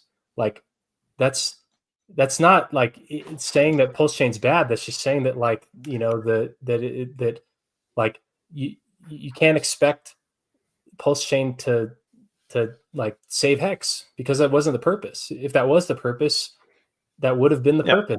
But that seems like that's a percentage of the content that's put out there. But a lot, I mean, this one, for example, just by the real hex, people getting onboarded new, that's got to be confusing, right? Because now they talk to people who think that they're going to say, oh, Ethereum hex. Talk to other people, they're going to see PulseChain hex. There's some friction in onboarding with that when everyone isn't kind of like, hey, again, I like Ethereum hex, but yeah, I mean, I'm not onboarding people with Ethereum hex. I'm probably gonna, I think that's my current strategy. I've changed strategy a few times, but I think it is. Which hex was deployed? Well, you even have a funny story about deployed a couple times, but Ethereum. Yeah. Like, you know what I mean? Like, which hex is on the Coinbase app in the charts? Like, So like, no, I don't want to make this about which is the real hex. But like Where's that's the thing with where's the liquidity? But where's the liquidity? Where's the founder? Where are people building the apps? Everyone's building on PulseChain except FlexNet, right? There's no other Ethereum hex applications that are being built. Maybe Hedron V2 has Ethereum stuff, but there's all the development on hex is going to PulseChain. I think you can make it again. I don't want to. I would say there's like I mean, I guess there are. I know actuator protocol. I mean, you get Calm. Yeah, you get a few things and they're wildly more popular on PulseChain than Ethereum. Where was Calm deployed? I mean, of course, that's with timing, right? But where's? Yeah, so again, I don't want to turn into that, but the current users primarily are on PulseChain. Like that's no doubt about that. But if part of this is like to try to unlock new use cases and new demand sources, then like those users are, kind of in a completely different space. And so like, and also like, I don't believe that like, I mean, again, I think you said earlier about like, permissionless finance, like permission, like that, like, I'm not going to ask Richard what hex I can promote. I'm going to look at it objectively, and I'm going to choose which one that I think is worth promoting. And when I look at just like I put them all up head to head objectively, like to me the bigger opportunity is on eHex, because like all the users that you're talking about who are it's all centered around PulseChain stuff. Like it has to lift up all this other stuff as well, and that's not the case with Hex on Ethereum. So like that, there's I haven't seen this one. That's funny. This one. See, there's funny ones though, but then there's other ones that again I think people think. That's why I asked the question. Yeah, do you like PulseChain? Do you want to support PulseChain? Because there are comments, there are things. Again, I don't have them all in front of me, but it's like there has been this narrative by a lot of people think you don't like you don't care about PulseChain. You want Hex's seed even at the expense of PulseChain. I think that's what gets people at the expense of PulseChain. You want to build stuff on Hex, but it's not really at its expense, right? Like there are things. It's not helping it. It's not helping it, and there's a lot of reasons you could say it's taking away again users value. And a lot of stuff we talked about for the first. I know, but if the main use case of eHex on PulseChain is selling, then okay, like that's a fine thing to take away. Like the incremental use of Hex activity on PulseChain that is like paying gas fees, like that's so tiny. Like that means nothing. Like that, like this solves that. Like if this can be a black hole on eHex, it's not necessarily a black hole on like any of the other assets on the chain. Like, wouldn't that be like if there was a way to off ramp from eHex to introduce new independent demand for eHex, so that one there's not as much because when eHex is low relative to pHex, all the stakers from years 1 through 4, they basically like they were like, oh, we're rich, like 2021, like, oh, we're rich, like they tell their mom and their wife and everyone like, oh, like, yeah, when these stakes come out we're gonna be rich. And tell then your wife, tell your husband, and now we're getting rich all out of here. Now like there was the effort to move all the value to PulseChain, but there wasn't big movement of liquidity that direction. Like it just doesn't add up. And so it's putting more like the lower eHex is relative to pHex, the more pressure the more sell pressure there is on pHex, which impacts everything in such an amplified way because they all share that 93 million of inbound liquidity. Like that chart that like really frames why like there need to be new demand sources for Hex that aren't related to PulseChain, because Hex is kind of a big drain on PulseChain. We're going to get in the chart too. I definitely want to go through that. But I just, again, to this point of like, I think like, are you just prioritizing Hex? Like, for example, before I said I'm prioritizing PulseChain over everything else. Even though I love Hex, PulseChain is what I want to seed more than anything. At least my actions reflect that, let's say. Is Hex just the thing that is your number one priority? Is that the reason, like you are, regardless of the net of PulseChain, you want you see the opportunity with eHex, and you love Hex, and you want Hex to succeed. Yeah, you regardless said it there. It's more about the opportunity. That's like because like if it's about my own personal preference, like that means nothing, right? Well, it drives the things you work on. So Well, it means a little bit. there's skin in the game. I mean, I have more value. I have way more. I mean, look at the PHEX to EX ratio. That's how much more value I have in PHEX than EHEX. So, like, mainly that has to do with staking, like by circumstance. That's mainly it. The only one I've bought more of is EHEX. So, like, but there's if it was purely on bag size, then yeah, I would focus on P. But it's really not. It's more about like what has the highest upside potential, what is artificially low, what it like how can you because like most of the people that have like switched, they were like it's mainly like the that cohort of user. Like if you look at kind of the psychographic and just like the demographic of that, like they're mainly people that got in to everything at the top of the bull cycle who got into PulseX. Like that's like when I look at when people are berating me on Twitter, I always look at their profile, and I swear to God, 9 times out of 10, there's something like PulseX OG, PulseX sacrifice, like something like that in there. And so like I'm clear. I'm like, there's a complete misalignment here, from that in general. But like it's less about what I personally want, or it's more about like what is the highest perceived opportunity. And if like EHEX is the one that's being faded by like that type of mindset, then that's like a good group to counter trade. Like you want to take the other side of the bet from people who are completely biased by their like investments that they made.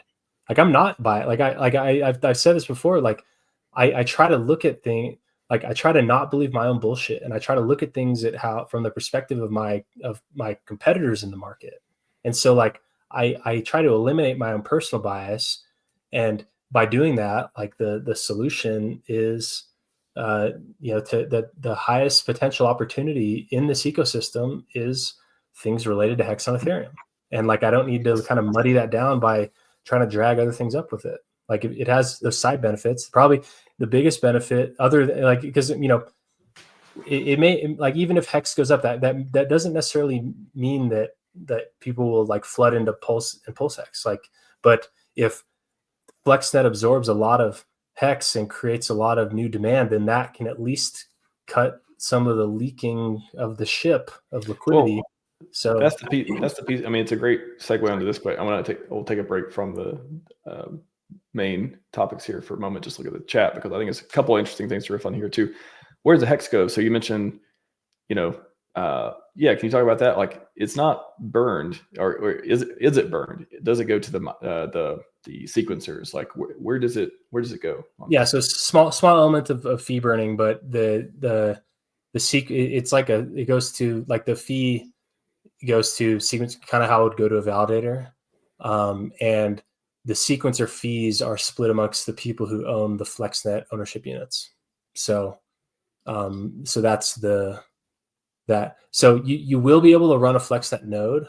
And sequencer will start kind of in its like original format, but that's kind of with these L2s, they're really designed to be able to like almost like graduate into upper levels of decentralization, where like at the start, there may be benefits to having like the single sequencer model, but then there's like a path towards diversity in sequencers. But that really comes like if you're at some type of like as it grows, then that kind of comes more into play if it is necessary. I mean, because the thing is like the sequencer, like the role of the sequencer, the way that these L2s are built, even if the sequencer is applying censorship or just stops working, there's something called forced inclusion, which lets you very diverse. bypass. You can bypass like if you want to bridge out and the sequencer isn't including your bridge transaction, you can run a forced inclusion and directly right to the mainnet that you want out. And so the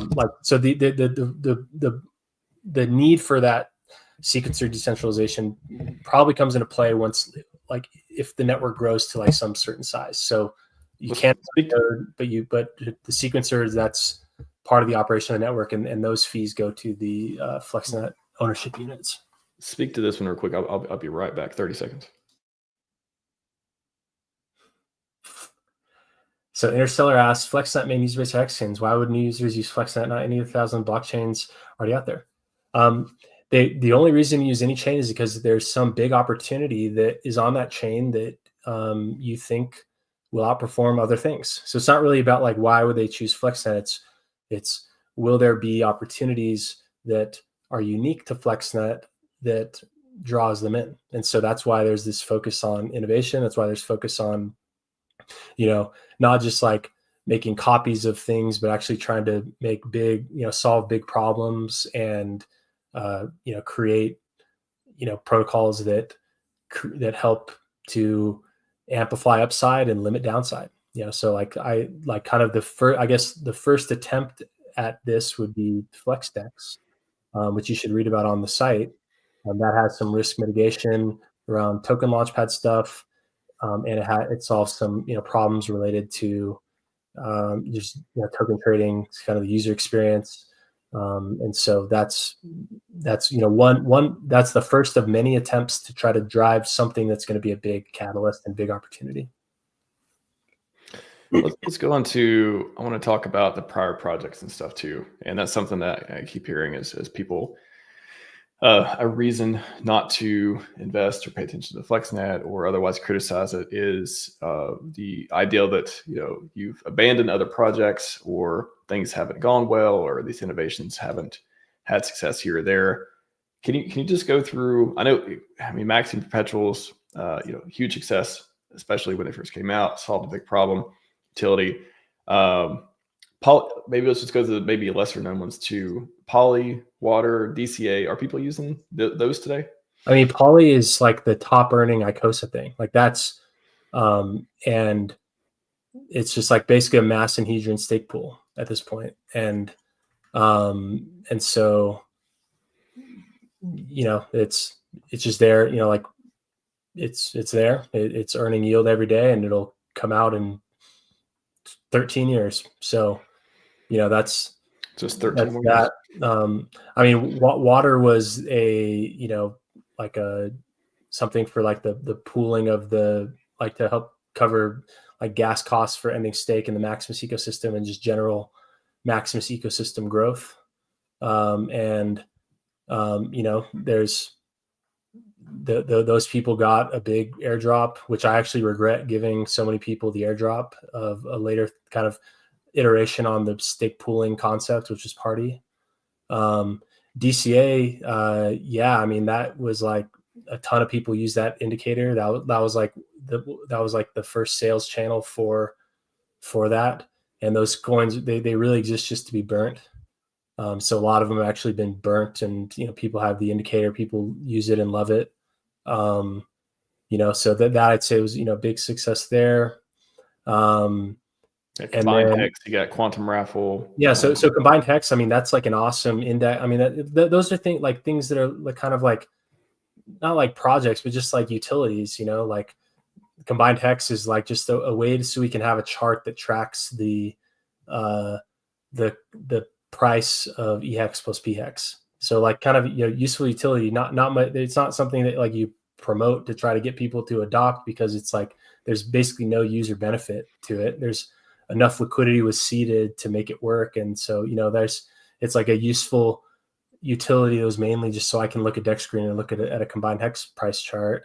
What else? There was if you remember when PulseChain launched, there was the gas bridge, because the original bridge for some reason wouldn't unwrap your wrapped hex or wrapped pulse, and there was like I think they misestimated what the actual gas prices would be, and so the like little bit of ETH or pulse that everyone got for holding ETH wasn't enough, and so you had there was no way, like a couple days before like they upgraded the bridge, there was no way to get gas, and so it was like a cross-chain swap mechanism where people deposited pulse on one side and ETH on the other, and then a Merkle tree was published on both chains, and then that one, helped, I think, like almost $200,000 of bridging go on until like the formal solution was put in place. So that was kind of like just like a instant problem, so great. a direct solution to that. So that went pretty well. And then what else was on? Is Party still running? Are there still people using the platform? Yeah, so there's still probably 24 stake pools on there. Some of the short ones were actually pretty hit by the lower yield. That makes them kind of infeasible. Like, it just kind of doesn't make sense to do ones that are shorter than, like, I'd say probably a year or so. So those ones were kind of hit. The like Party was kind of like it has exposure to all those pools. I'd say it kind of launched at the worst time in general for Hex staking. And so that one has I think Party on its own as like a contract is probably one of the stronger things. But it as like a timing of like market, like there's been especially low demand for Hex since 2024. And so things that earn yield from Hex, there's like even lower demand for that. And I think that doing the airdrop to try to give, like, basically anyone who participated in anything got an airdrop, and that was like what all the supply went to. And some groups got more than others. But the airdrop really kind of hurt the, like, just because like when liquidity's tight everywhere, and then suddenly like there's efforts to try to like, cut the value of Hex on Ethereum, then that one. And also at the time, like, I was already sensing that the markets were not like, that was like, the market has not been wanting like yield bearing assets or like utility coins. Everything was moving towards things that are more like entertainment products, like meme coins. And so, like, that was like, while I was waiting for the audit for Party to be finished, that was when I launched the 404 NFTs for Gophers. Gazillion returns. I'd say Gophers. That's the most controversial one. Why is that controversial? Because it was launched on Solana, and like people were really offended by that. I keep about money. I'd say that, like, outside of like just like the negative Hex environment that like Party kind of launched at the top, like the top of, and it only got worse since then, basically. Just inbound demand was it was already not going in the direction of like yield bearing utility coins. It was going in the direction of meme coins, and then like kind of side quests to like launch like that, like be the first 404, like the first kind of blended NFT ERC20 thing. I think that took a lot of the wind out of Party for sure. And at the time, it was kind of hard to promote Hex too. Like, I've been really because I was feeling these like, kind of headwinds against Hex at that time. So it's almost like the idea for Party came basically a year before it had launched. And so like when it was it felt a little bit more bullish for Hex, but then after the first year of PulseChain being around, it felt especially bearish for Hex. It was hard to earnestly promote that, because if in my heart of hearts, I knew that it probably was going to struggle, like funneling people into like staking things like that. That was actually kind of hard. Like, I felt kind of conflicted in that. And so, and also, the market was like not looking for yield bearing stuff. The market was looking for meme coins. And so, like, as a builder, you have to listen to where the market's at. But just on Gophers too, I keep hearing something about bridged out. Do people think bridged out value from PulseChain to Solana? Is that what it is? Well, I think people got upset with that, but like, that is such a moot point, because like, that I think people just fix it on me, because at the time, that was like when the market is decided, and that was like, one of a handful of instances where like, Richard has said something and I've disagreed, and I don't just go along with something I disagree with. And so the timing of that was there as well, with like, the whole market has decided thing, I really dug into that. Like that was really funny. Like I was making a lot of jokes about that. Well, And then I mean, a lot of people could say that you were on full tilt like that. Was that when things went tilt? I think the kids say crashing out now. Is that the words? Okay. But so I think people were upset because, the result of Gophers was that, some value was bridged from PulseChain to Solana, but like that's placing blame on me when it's really like every person who participated was basically buying a coin on another network. And so like that's like their decision.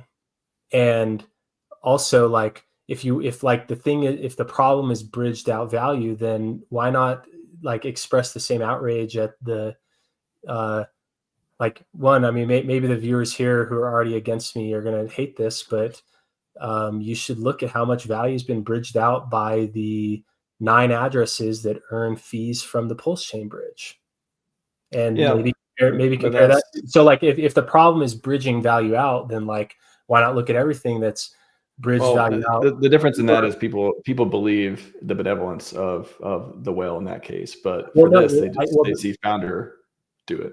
Well, those addresses I think are not him.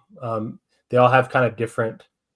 They operate different. Some of them use certain exchanges. Some of them do others. Like they appear to be different entities. So, but I think they're more like explainable. Like, okay, these are people getting paid or paid themselves, or they getting a package or whatever. But like the for Gophers, it seems less value bridged out. Like blaming people for that when like.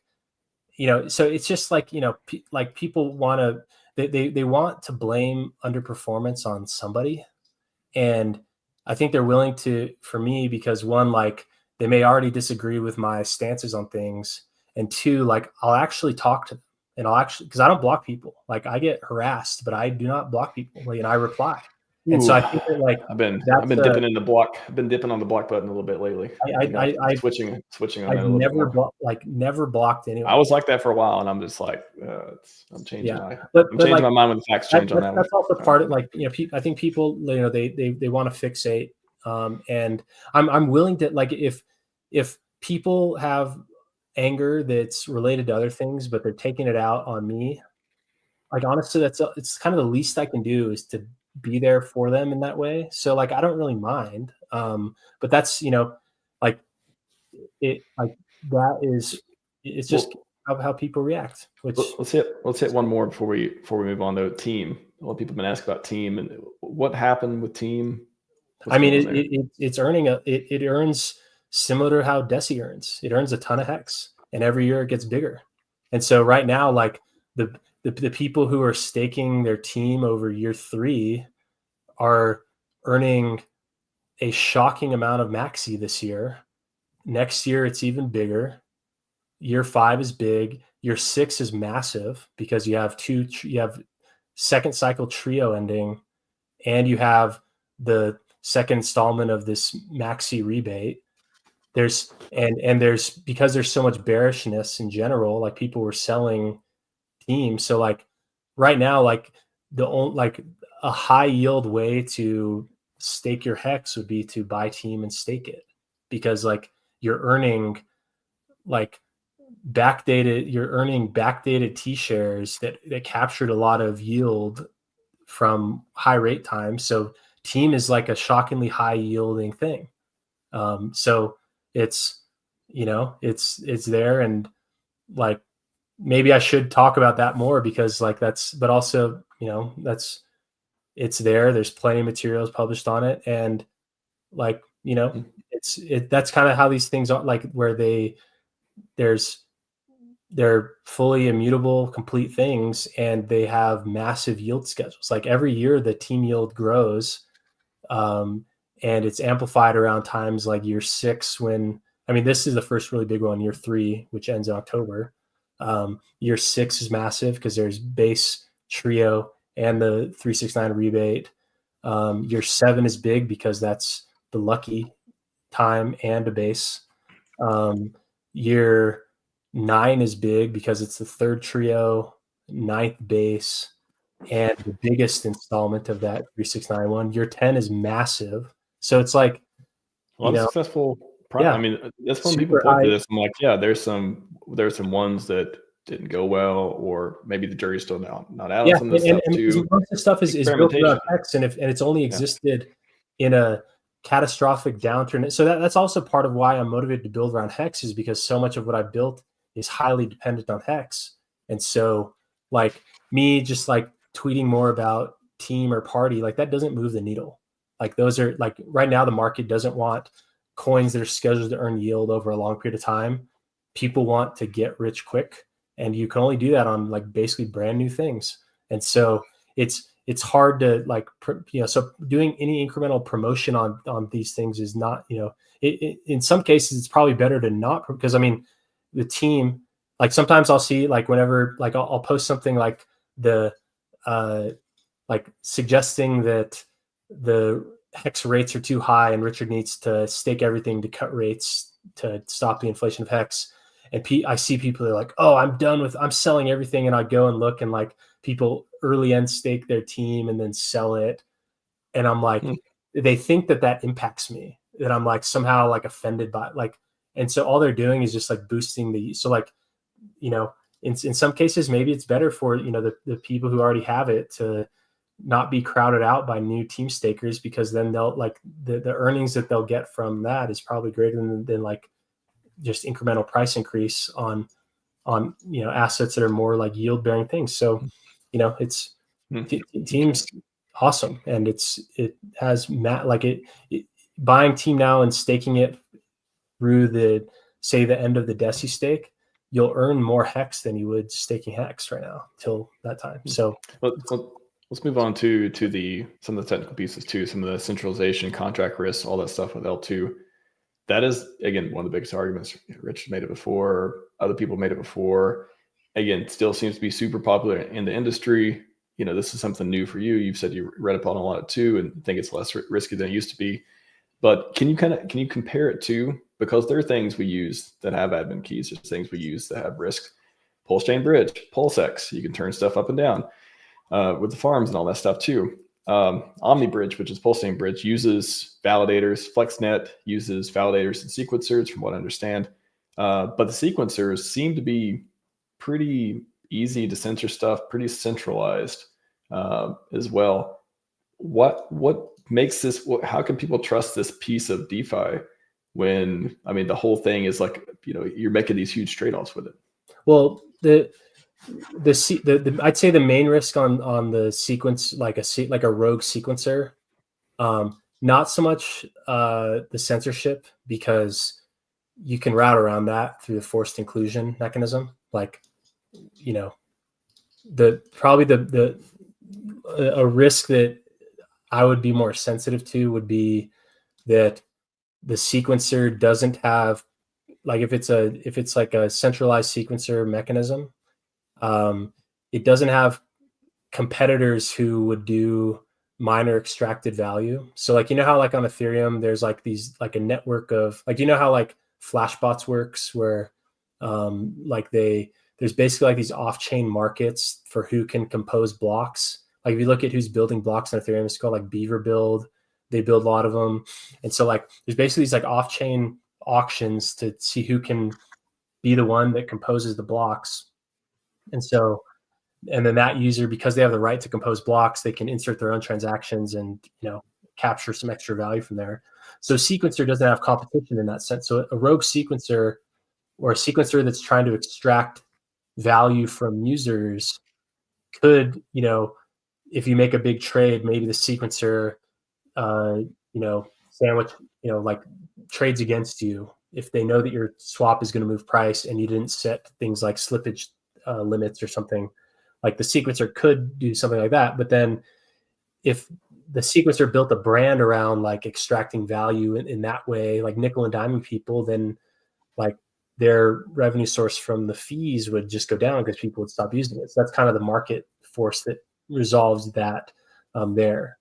So, but a sequencer, if it just stopped working, then you can do like that forced inclusion mechanism. you can exit a position on the network and broadcast it a forced bridge withdrawal, and then you get your flex back from the network, and then you can unwrap it and get your hex. So like the sequencer can't steal your funds or stop your funds.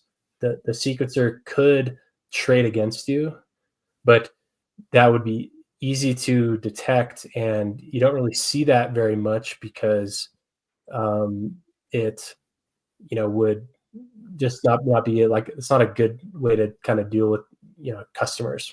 What about private keys and stuff too? Like what is the risk? Is there multi-sig? Is there what can fail here? What people can lose, their hex, for example.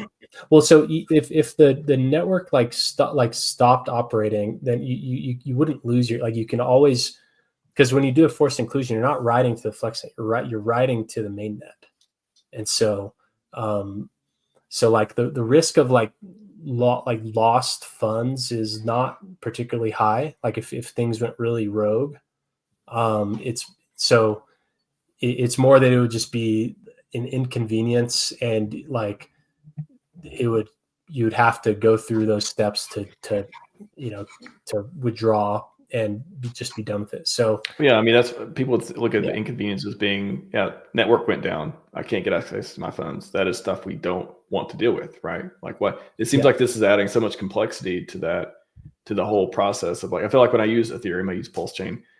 I hold my keys, I make transactions, I know the validators are going to do validator stuff. Nodes are going to, help. We're good. But with this, it's like, well, there's a chance I can't get my stuff. The infrastructure that all this is built on has a track record of 99.999% uptime. And so that's also part of, but isn't, you got to trust 10 people to do this stuff? Like, how is it not super centralized? It's there is aspects of centralization, but there's, financial loss that those, that operator bears compared to limited gain from trying to stop it. So it's kind of a market force that helps to kind of curb that. And then also these are designed such that you can kind of, as the network value grows, because say there's only $1 million of value on the network, then the centralization, that's not the source of your problems. Growth is more but if there's 100 million, then there's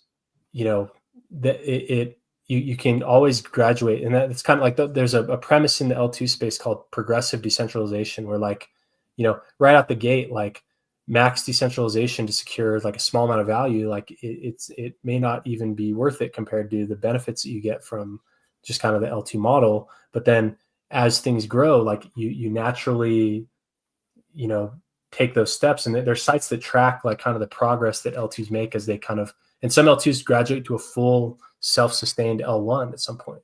And so that is things that are decentralization. If they become problems, then you kind of graduate past them. But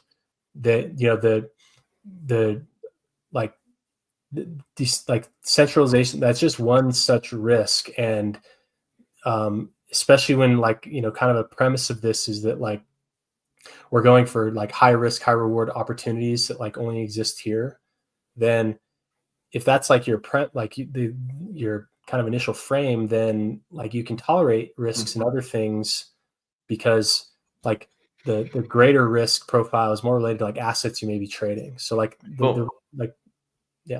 yeah, I mean, I hear you on that point. But there's, I was looking up, doing some research a little bit on the different L2s and projects that have had either critical failures or otherwise just dropped off for some reason. Boba Network, and they came up, TVL dropped from over 500 million to under 10 million in a year. User activity plummeted. Its in the program's dried up. And then there was Metris, Andromeda, governance disputes, unclear roadmap, fractured leadership decline, all those. Loopring, I remember Loopring back in the day. Promoted as the first DK roll-up DEX, but failed to capture significant market share, retained liquidity, volume, and dev activity declined. ZK so space. For these ones, how much user, how much losses, user markdowns And did that exceed the markdowns on PulseX and Hex since? So like, that's what I mean. Is like you have to factor in like it's like issues like related to network is just one piece of the of Well, but it's tied. It's tied well, to the token too, because if people start using it and then all of a sudden something happens or they stop using it over time, how would that not negatively affect the token's usage, even yeah, I value? mean, Like, just couldn't it like affect price and anything, all this stuff if too? there's no demand, then values go down. But luckily, like in this case, like because the token that like runs the network is not a token that we're now trying to like bootstrap some value into. It's one that kind of already has its own value. Like I bet a lot of those issues were also related to like just poor economics related to those organizations. Like if Well, you're inheriting a lot from Hex too, the pros and the cons. But like 5 years from now, is FlexNet going to exist? Is it going to be doing well, or is it going to have a huge drop off like a lot of other ones? Like I mean, what makes it different?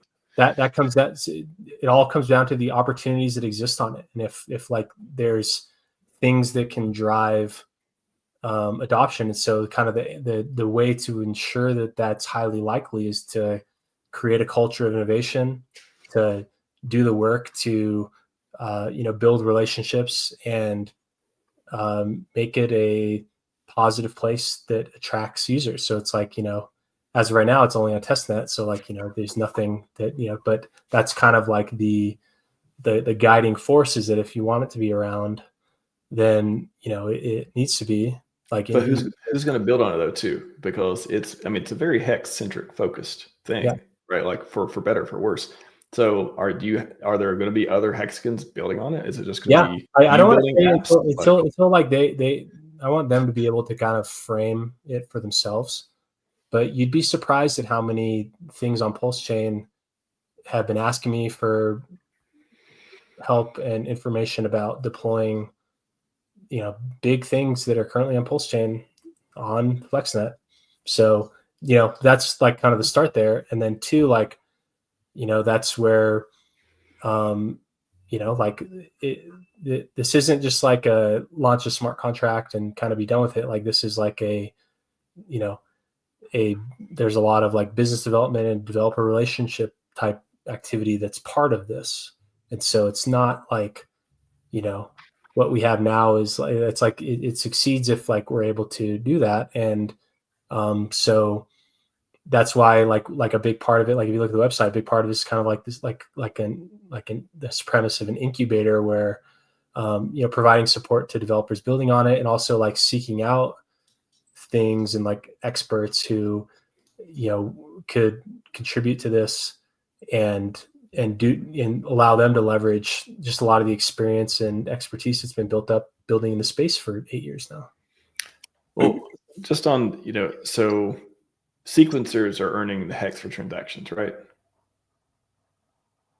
Sorry, what'd you say? Sequencers are earning the Hex for transactions. They're earning gas fees. But then those go to the FlexNet ownership unit owners. Okay. Yeah. So why aren't they, if they're not locked up, like if they're not staked, that'd be interesting, or locked up or otherwise, doesn't that, like, why wouldn't that just turn into sell pressure for Hex? Well, the Hex got there somehow, and so it could have already been sell pressure. Like it went from a state where it was already potential sell pressure to, but also, I mean, the fees will probably be very small at the start. Like, I mean, Base earns Coinbase a lot of like $120 million, but that's because Base is massive. So the fees are, may not be substantial from like at the start.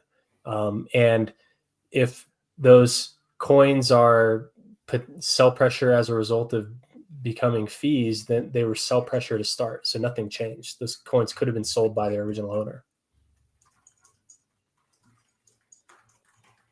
Well, I think that, kind of leans into the other, the conspiracy, the theory that's came up around. This is just, you and Gold Key's chance to just get like a bunch of Hex and then dump it on everyone and stuff like that.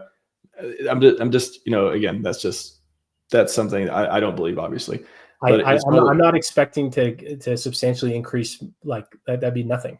Like, well, I mean, I'm trying to use that to make this point of like, there are a handful of people running validator sequencers stuff that are receiving fees, and how is that?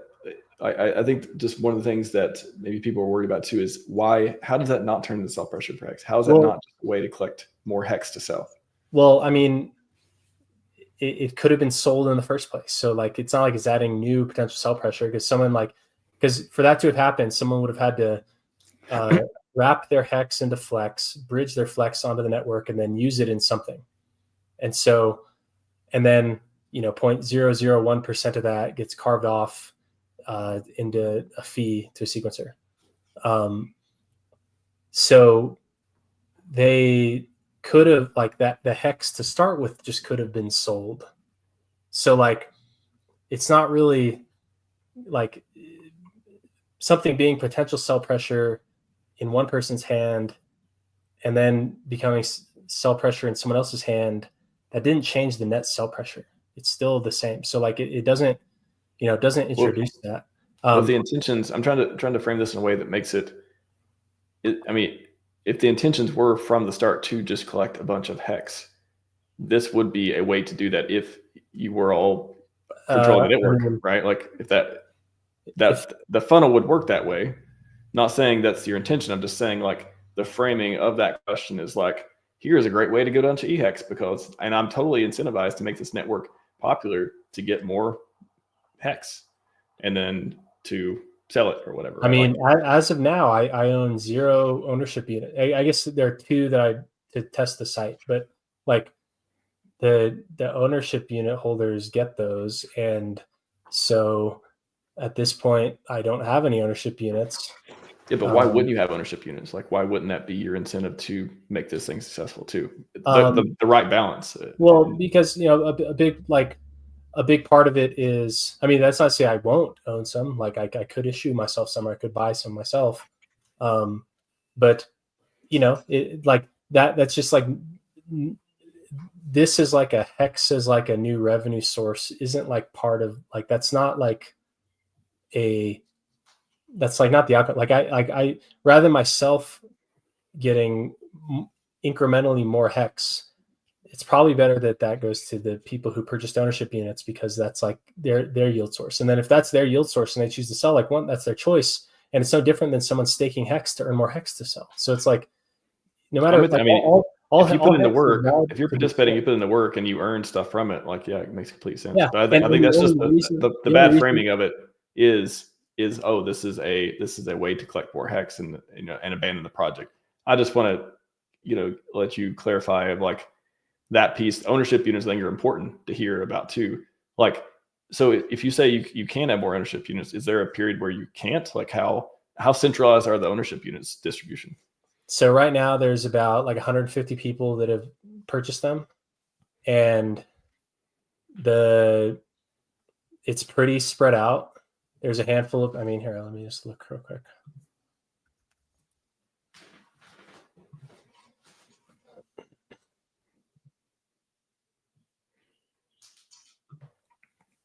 Again, everyone in the chat as well listening. A lot of these things I've either came from the thread of me asking criticisms of FlexNet, or have been otherwise I've discerned from conversations or otherwise that people are concerned about, or I bring them up to make sure they're out here and Dipcatcher can talk about them. There's probably around 200 of these people that have participated in the ownership on both Ethereum and PulseChain, and so they're fairly spread out. One big block of them actually belongs to all the people that stake gophers on Solana. There was some leftover from coins that didn't get ended up being injected into the Sol Gophers chart and haven't been distributed to the Sol Gophers staking portal. So instead of just so there's one that's kind of represented by hundreds of people as a single user, but these ownership units are fairly decentralized. Like there's not one like overwhelming. No, but when for example, if FlexNet launches and you don't have any ownership tokens, and they're like, you know what, I want some ownership tokens. Can you just give yourself ownership tokens at any time? Yeah, there's presumably they could be issued, but no more than 100,000 can be issued. And so, yeah, it very well could be, but that wouldn't really achieve much, because the reason why there's these ownership units are issued in tranches is because, like, to make this a success, a big part of that is fundraising and having like an operating budget to be able to get stuff done. And so if like I just issued myself all of them, then, and because they're non-transferable, then that would kind of just limit the thing that could actually drive the value. And then it would just like absorb the yield earned from the other people who, put in funds that are helping to make this a success. So like, but why not that? Like the 2 points of the, I think, centralization that are interesting here is one, the ability to make yourself ownership tokens at any time, and two, where the hex is getting earned, it's not staked, it's not locked. Have you thought about like putting in code ways where that can't happen, like limiting the ownership tokens, limiting the period, like putting like a locking up period or whatever too? So it's kind of similar like auto staking, I guess, to make it more decentralized or more, in that way. I mean, there is in the contract, there's a limit on the number that can be issued, and they're non-transferable. So, there's that. But I mean, the actual part that issues like distributes because like the revenue, I mean, the sequencer fees, like that's probably not the majority of the earnings from those are probably going to come from FlexDex, because they'll kind of basically have exposure to all the things on FlexDex and get some of the trading volume from that. So that is probably a higher source of earnings. And just as that gets implemented, then then like the infrastructure, like actual like, revenue distribution mechanisms will get implemented. So, those like the centralization of ownership units is like not like, I wouldn't consider that like a big risk factor here. And that being like a source of like sell pressure on hex, like that's no different than hex that's staked, that's sell pressure, or just hex that's bought in the past. It's like the hex already exists, the hex already could have been sold. So it's not like it's introducing, like it's not like it's concentrating like new sell pressure that couldn't have already existed anyways. Yeah, and again, just to clarify too, I think you guys have good intentions. I just want to pose the question, and kind of there's people who don't think that, so I want them to kind of hear this answer and stuff as well. Let's get into the. I think this is an interesting one that you mentioned here too. Where do you want to start with this? And I'll let you talk a little bit. I'll dig into a few different things. This is more kind of like, if like to answer the question of like why focus on eHex specifically, is that what like there, it's because there's not just my opinion. I was about to say my opinion, like it's not my opinion. Like if you look at these numbers, there's no way you can't agree that the structure of the Pulse and PulseX sacrifices plus the copy of hex happening on PulseChain, there's all this paper value that was created, but then no supporting liquid value to match it. And so that's what makes it so hard to try to drive new growth on PulseChain, is that, huge overweight core coins from Pulse and PulseX sacrifices. I mean, just look right there, because those pie charts show like the value of the user sacrifice. So this is measured before, like, because on like the last day of the sacrifice, the OA in hex dumped all the hex in and then like re-sacrificed everything on PulseX. So there's like a massive like yoink up. So this was measured right before that happened. Like, so these are like user entered sacrifices. And so, USD, ETH, and other, that's like the working capital. So like that adds up to it was like $682 million of non-hex assets that were sacrificed to Pulse and PulseX. But then, 70% of the Pulse was in hex, and like 54% of the PulseX was in hex. The hex was just burnt. So it created supply of Pulse and PulseX, but it didn't introduce any working capital. Like Richard didn't get any like extra capital to put to work. But none of that has been put. I mean, if you look there, 645 million was used to purchase ETH, and there was 37 million left over. So presumably that's what has been used or not used yet. And so like there was $1.73 billion of demand for Pulse and PulseX, which was extracted from the market during the sacrifice, but then that wasn't reintroduced. So that's like kind of the first core piece of the problem is that there was a lot of demand that was extracted, but then not like usually like when people buy a coin, like some liquidity is left in its wake. In this case, it was not it. And also it's not like those funds have been used in a big way to drive forward the network. Well, I understand that there have been major legal costs that must have been incurred, and that maybe takes up some of the budget.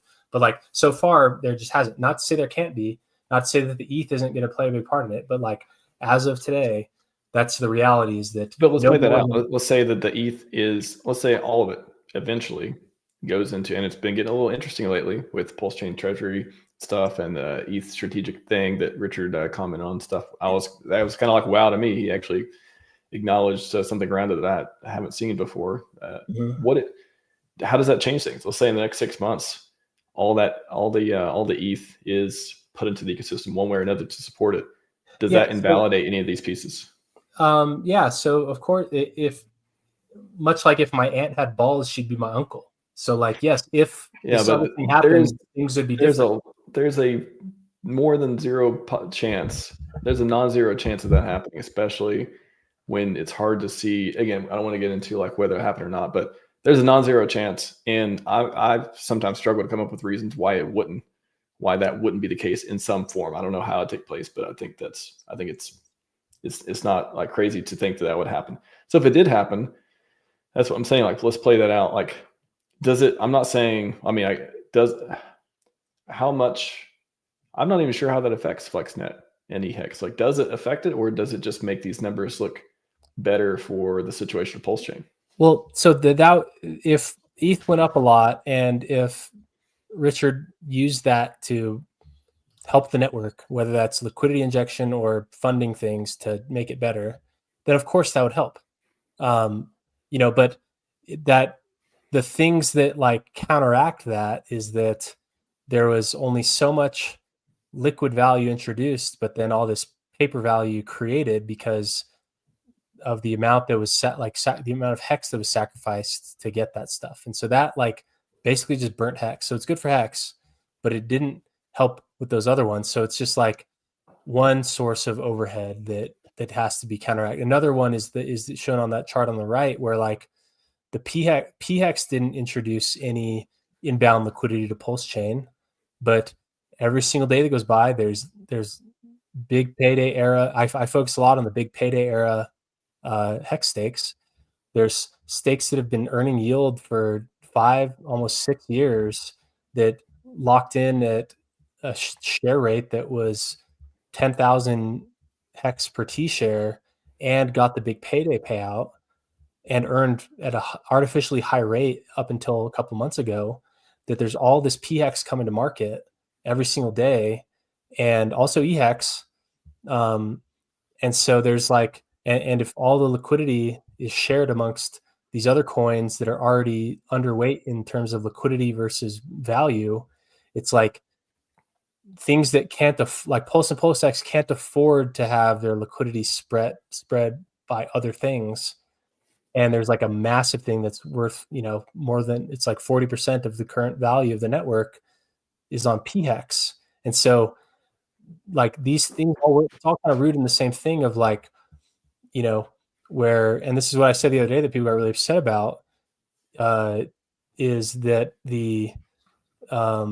like there's a lot of paper value created, but no liquidity and no market structure introduced. So like those are big, like overwhelming, like headwinds that like it holds things back. And so like that's why I personally focus on EHEX, is because while EHEX is kind of liquidity bound to these for now, it's the one that's been beaten down the most. So like it's already kind of experienced that like prolonged downside compared to the others. And also like it's the only one that doesn't need to be dependent on these others. Like EHEX can live on its own and drive its own independent use cases, which partially get kind of siphoned off to these others just by means of how much EHEX is bridged in and how much liquidity is kind of bonded there. But it's the least impacted by these, just like the economics of the PulseChain launch, between the sacrifice model where Hex was honored at its paper value, which was highly marked up, and two, like the copy of PHEX is like, if Richard is worried about the copy of PDI being a draw on liquidity, like that's nothing compared to the amount of liquidity that's been already drawn out by people who had long standing PX stakes that then sell and then draw from, because there's the main liquidity is across these other assets.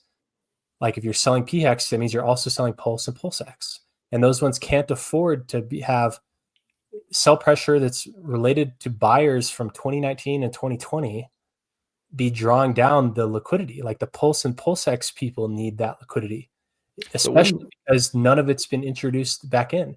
At most, 37 million could have been.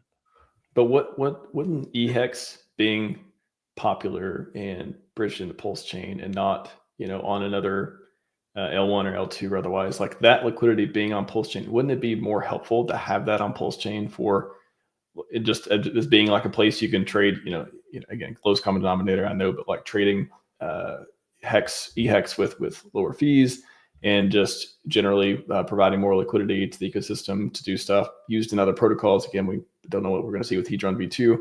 That could be interesting for the cross-chain stuff too.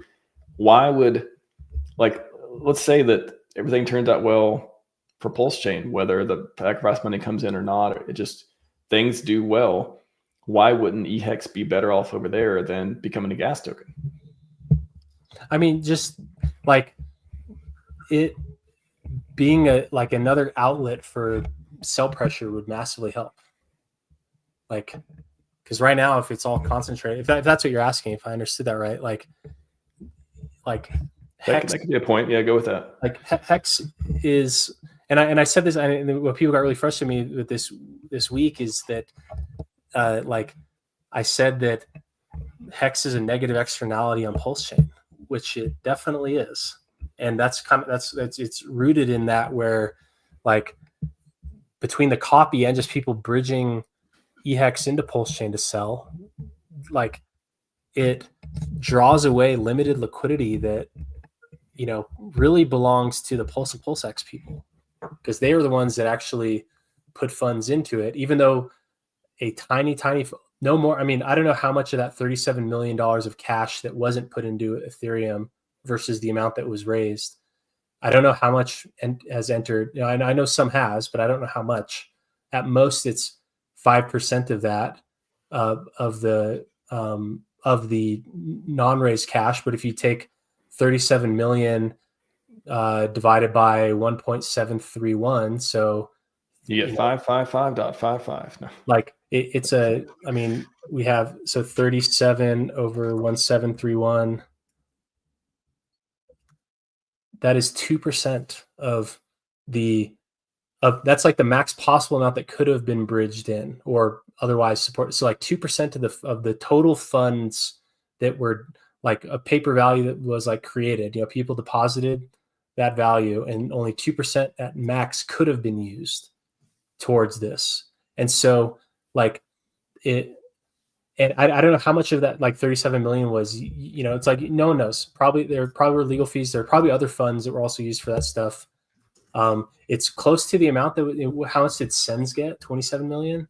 So like more money has been put into Sens than has been put into PulseChain, which like, so it's like we now like the LEV Foundation with Aubrey because he's there now. Yeah, the whole thing. It's like that. It just amplifies this problem where like the Pulse and PulseX people need that liquidity because like it's already starting from like the wrong side of the foot with so much of the value being given to Hex sacrificers, and then furthermore, the copies of Hex drawing from so much that where it's just like it's you can't objectively like other than just like support for PulseChain and Richard, like there's no way to look at this and think that this isn't ideal. And of course things can change, and I hope that they will change. But like this, like, and I don't think that like, taking Hex as sacrifice, like it's one of those things where like you probably couldn't have predicted this happen. No, I don't think anyone predicted that like there'd be massive problems related to the paper value of Hex being honored for these sacrifices, just creating a lot of overhead supply that's like holding its paper value when like the Hex that they might have also kept didn't. And so future dip catcher could go back 2.5 years to prior dip catcher and show him this chart. I'd like to see, that would be crazy. Yeah, I mean, you have to look back in the early PulseChain chat. I don't know if it's the same one, but like kind of the PulseChain strategy chat, I suggested not to make the copies because I thought that they would just be a drag on value and that it just wouldn't really do much.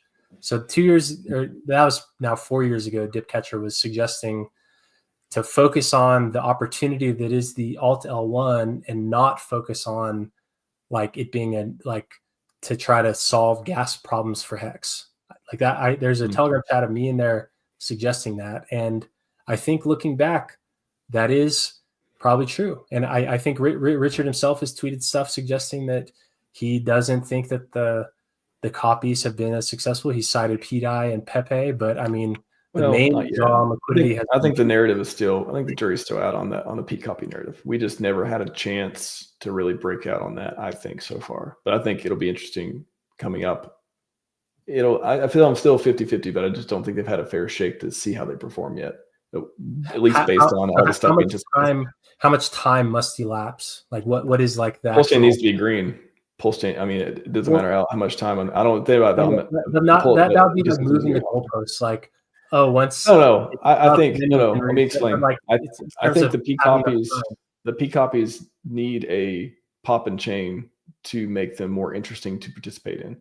So I don't think in the beginning when he made the farms for Rat BTC and Pepe and all that stuff, that was kind of like a marketing thing of, okay, come to the chain, see what happens, testing, all that. And I just don't think that, especially at the SEC stuff, that the momentum was there for PulseChain, the macro conditions, all that stuff. It just wasn't a good environment for it to be this exciting thing to come over and see what copies you got, to see if they have value, all that stuff. But I think, especially as time passes and people, I think it'll be pretty interesting. I wouldn't be surprised if, again, when PulseChain starts popping off, people look at their wallets and think, oh man, did 2 years ago, 3 years ago, whatever, I had a bunch of money on Ethereum. Let me go check on PulseChain. And they see they have, all these liquidity pools that are maybe have a lot of value. I think that's what I'm saying. Like, I think the jury is still out on that. I don't think it's not about time. It's just about, is it the right environment for that to like really kick off? But then those people, like, they just represent sell pressure when the only people that introduced liquidity were the Pulse and the PulseX sacrificers. And it was only in less than half of them. So it's like, it's just, there's so like it requires new demand, but if that new demand has to prop up not only the core coins, core coins meaning Pulse and PulseX, but also have to prop up PHEX and Bridge DHEX to a degree, and then also have to prop up all the copies. Like, it just doesn't, like, that's such a huge source of overhead and such a headwind where if that stuff didn't like, and that's, when I said that you should fork PulseChain and get rid of everything except for Pulse and PulseX, So that was like half kind of, like little, just kind of riling people up. But like, if that was the case, because he hasn't already introduced a lot of liquidity, like that is like a clear cut way to amplify the impact of potential liquidity introduction, especially if ETH goes up. Like imagine if ETH went up a lot. It's got a ton of side effects, though. I mean, you got to call it the side effects with that, though. That's a shakeup, right? I mean, you ever made a bad trade? I bought some EHEX a little while before he, tweeted the market has decided. It's like that similar thing. I know other people have too. So it's like, but it's like you don't. But it's like, yeah, sometimes you make a trade that doesn't work out, and so that would be an example of that. But if it just doesn't, like, I think that just it causes there to be too many things that need to be lifted up from every new dollar that gets bridged in. Like if it's boosting, like say $1 goes into Pulse, whatever amount that boosts the value of Pulse, and whatever residual liquidity exists between Pulse and every other copy coin, then it reaches some threshold where like someone who had that coin, like, because right now if they're worth nothing, then it's not even worth bridging out. But then if it reaches some threshold, if you aren't personally invested in this and you are looking at it from not the perspective of someone who's like into the ecosystem, but someone who's not into the ecosystem, who doesn't like believe in the copies and doesn't like think that they can run, and maybe has negative perspective on all of us, then like that inbound demand for Pulse is now canceled out by outbound demand for copied Link. It just like it cancels out, like it makes new inbound demand, because like Pulse and PulseX should be great, but like there and because there were these problems with like these economic structure problems with the sacrifice and like the amount of liquidity that's introduced, like it's like double whammy. It's like there's the problem with that where like all the hex deposits didn't introduce working capital, plus none of that capital has actually made its way into the network. And then on top of that, there's like the copies, the main one being PHEX, which is causing, like, there's just three major things that like are like bam, bam, bam, that truly make it difficult. And so like me suggesting that PulseChain would have new life if like a pivot was made to focus on Pulse and PulseX and then try to build applications on top of that, then like that doesn't sound so crazy, I don't think. No, I mean, I think it's an interesting thing to explore. I mean, I just don't. I think there's other things that could happen instead that we may or may not know about, or even have any idea about until we do see a sign of it happening. Versus that too, I just think there's other options. But real quick, give me 30 seconds, real quick. Speak to this question. Got a couple questions in the chat, and I'll be right back. What he said about minting ownership sounds like admin keys. It's not about the cap. That's not the point.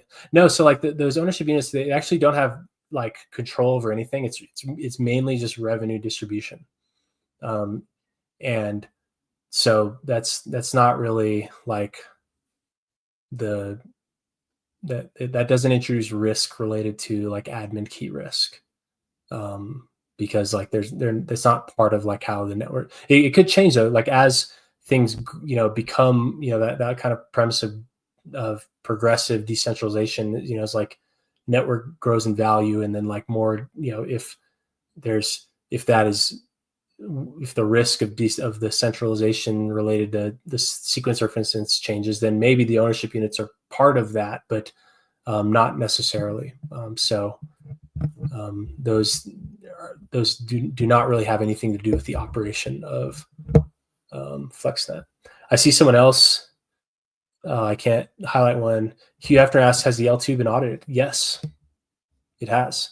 It's based on audited Arbitrum framework, and it has been highly audited, and so has the like kind of the infrastructure provider that's helping to execute on all this. So lot of audits, and it's secured billions and billions of dollars of value. So Interesting one from Hex Judah. People really bridge EHEX to PulseChain to sell. Why would you do that? It costs gas to bridge. You could just sell on ETH. I think that's what. You could, and the liquidity is fine for like if I go to swap.defi llama, and I look at like selling Hex, for instance.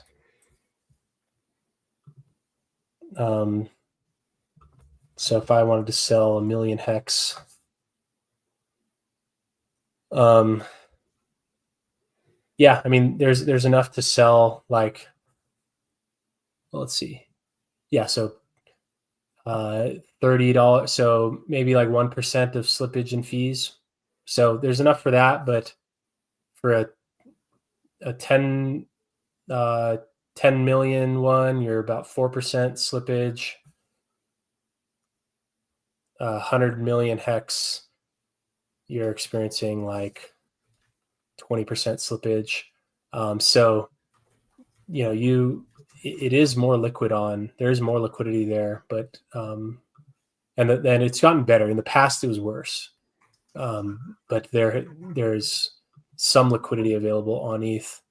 But then also, I mean, selling on ETH, like you may experience slippage, but then it kind of gets backfilled because there is a network of people who arbitrage spreads across PulseChain and Ethereum. So if you draw the like EHEX versus ETH ratio down, or EHEX versus USDC, then like the pools between like USDC, Wrap Pulse, and ETH on PulseChain, those get balanced out, and so that does kind of help. But they're like, I have like people that I had onboarded way back when who wanted to sell when it was helping them with that.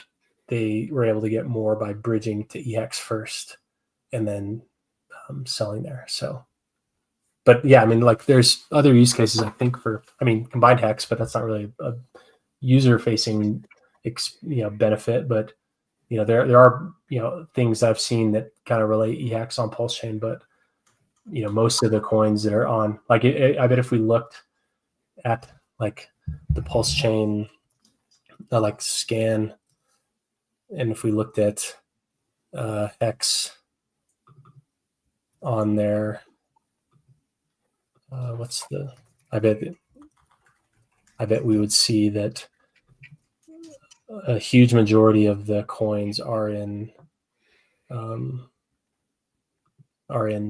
liquidity pools, meaning that they were sold.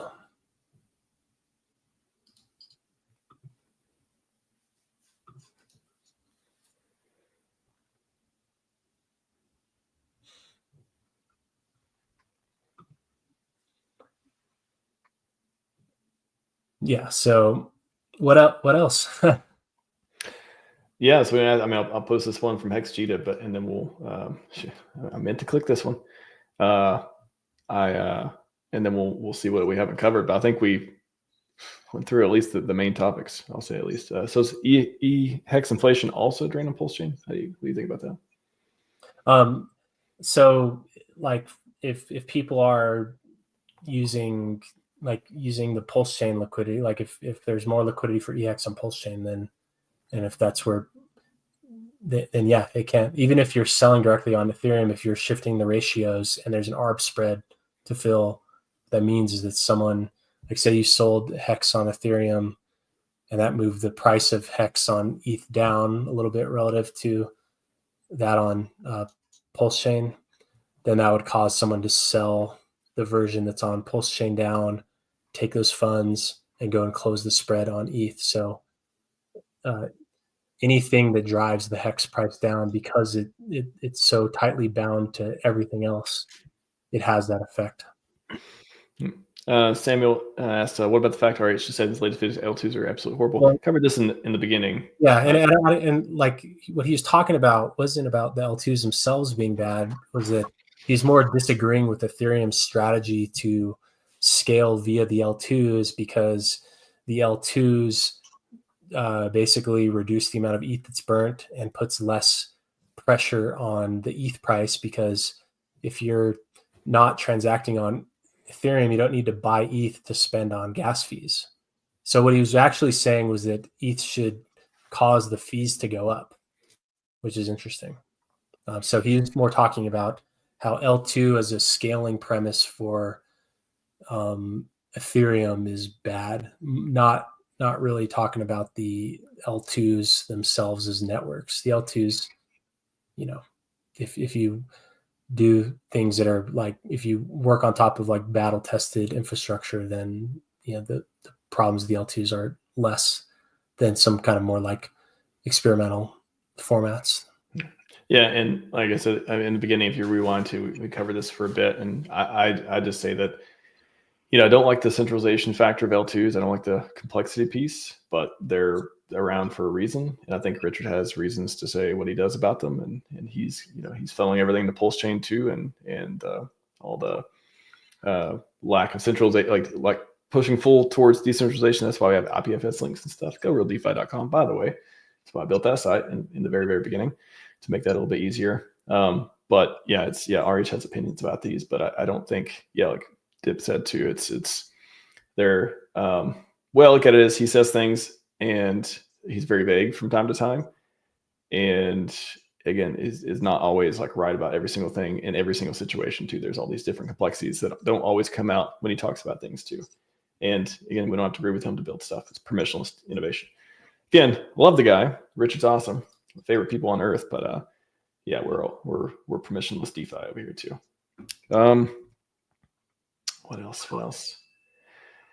What else, man? Like we're in almost 2.5 hours. You've been through the gauntlet, I feel like. Answered every single question to the best of your ability, from what I understand. Again, I super respect that. I think a lot of people do, whether they agree with the project or not. You can't complain about the lack of commenting and presenting the case for and against it, or for it in your case. And I don't know, anything else. Like, you think that maybe the last one to riff on, if you know anything else, is obviously divisive in the community. This piece, the EHIX versus PX, is divisive. Then building an L2 for EX is divisive. A lot of people, again, go back, they believe fighting their bags. They don't like it. They don't like the way you all talk about PulseChain or RH and stuff before. How do you see this project going forward? And are you think you'll be able to, again, cultivate this focus on the innovation, focus on the building, and not just have people not participate just because they are upset with you all for doing something or saying something, and really bring the community closer together by building this kind of tech, which totally, I think it can. There's no reason it can't do that. Mm-hmm. Yeah, I think that a lot of the kind of, because the stuff that we're saying, it's actually rooted in serious truth. I think it'd be different if the things that we were saying there wasn't serious truth behind it that people, feel, but just everyone being down bad for 4 years just amplifies people's feelings. And so that's probably most of that pushback. And I think that, a lot of people, they will need to see elements of success. And right now it's basically vaporware. It's on testnet, but it's basically vaporware. So they, won't even give it any, some people aren't going to, say a year or two from now, FlexNet has really caught some momentum. There's going to be people who think they're taking some moral stand by not participating. But that's not who this is built for. This is built for people who think for themselves, who are trying to unlock what that next big opportunity is. And so if, people that are here now, because the chances of me being around in years from now are probably much higher than the people who are very upset with me. You're really, the only people who are really upset with me are people who I think are taking out their anger at other stuff on me, because I don't just line up and join the cheerleading crowd. I don't just get up there and say, woohoo, this is great. You're not a cheerleader. You definitely think on your own. Yeah. So those people aren't going to like me anyways. And they'll probably not even be around in general. So, you kind of take it, but I think that no one can doubt that I bring my full authentic self to this. And even if the end result of that is that I'll say things that are, may rub people the wrong way, then, at least that they know I'm being authentic. So that's kind of the yin and the yang to it. Sorry, I just had to step away for a second, hearing something. Do you think, over this debate, and by the way, I just want to your knowledge, RH has RH commented on the project on this idea or anything before? Do you anticipate it coming of like the FlexNet guys, the one who called me fat one time? One time. That'll be the reply. No, I mean, he shouted out Maxi like a couple times. Yeah. Streams. But no, I don't. But like, Vitalik doesn't talk about everything that happens on Ethereum, and like I don't need his approval or like blessing. Like I see a big opportunity, and that aligns with a lot of different factors, and so I will pursue that. Like he's not even really part of the equation.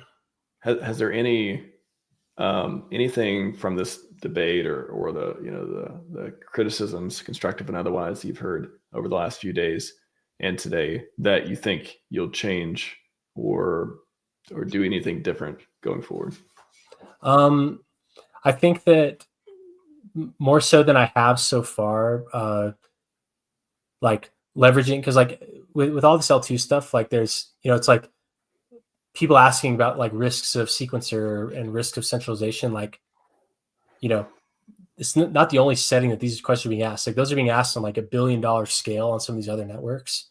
And so there's always these new, innovations that aim to that like solve those problems and, reduce trust, reduce risk. And so probably placing even more urgency on like keeping up to date with like the state of the art in those things. So that's one of them. I think that if that's the thing that keeps at least this direct audience out, is that, then probably cater to that. I would say that, and saying nicer things about PulseChain. Oh, well, I mean, that, like, it's just, those are the two things I think people have the biggest issues with. I'm just saying. But I never say anything bad. It's not saying that, like, measuring the liquid value introduced to the sacrifice versus the paper value issue. There's ones like that. Something bad. Like, you're literally reading numbers. Mm-hmm. So I think that's at least in the past, that's what people have had the most problem with. I know, but like that's not saying bad things. Like, be more presidential.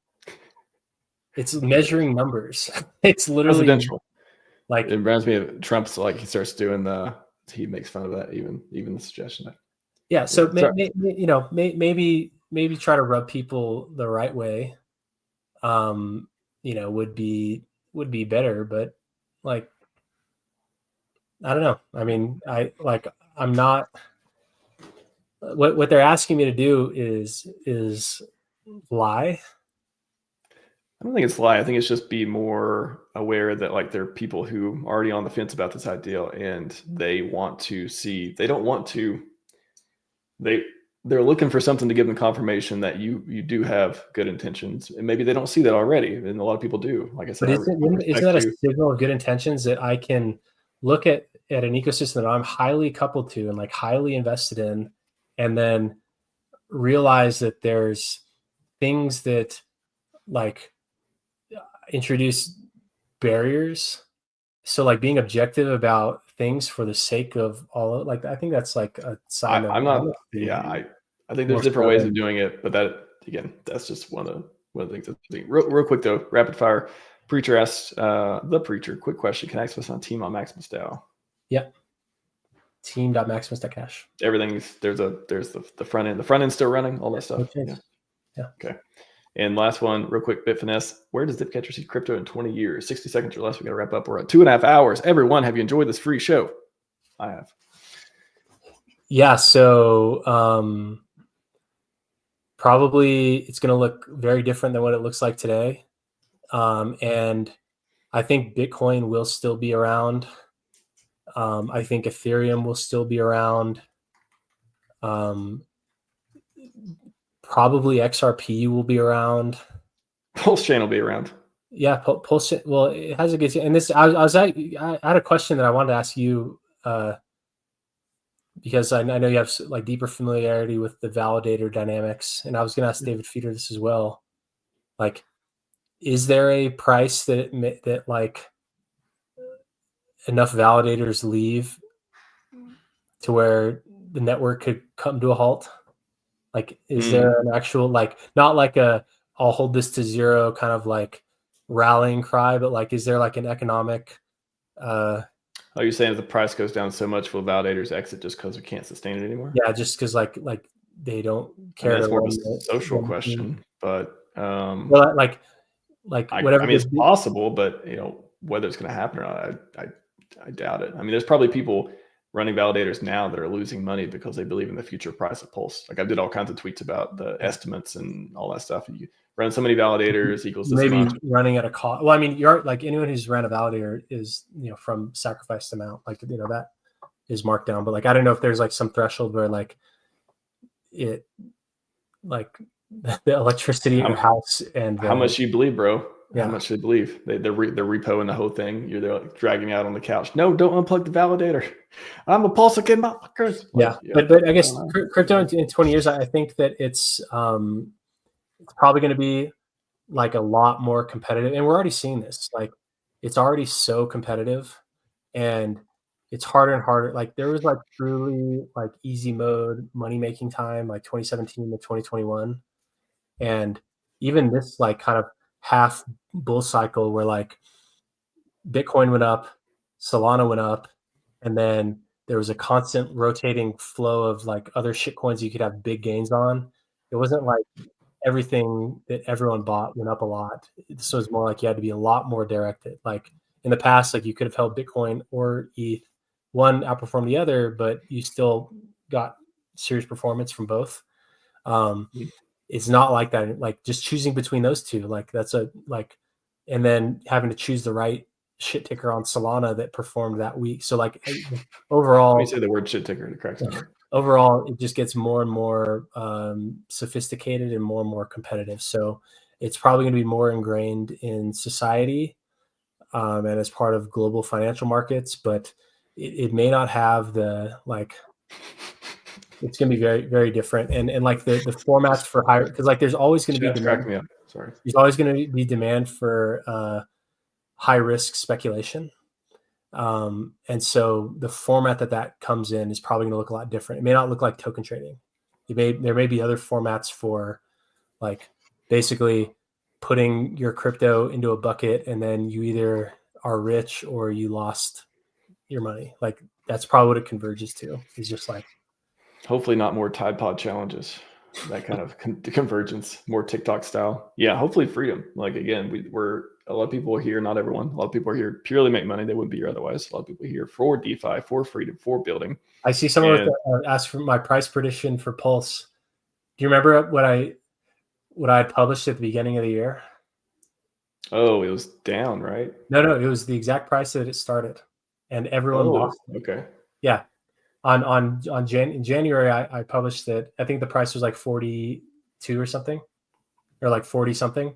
304. Okay. Yeah, and I published that it would be that, and people lost it. And then also, I remember in a stream that we had probably a year or two ago. I think it was a year, probably a little more than a year ago.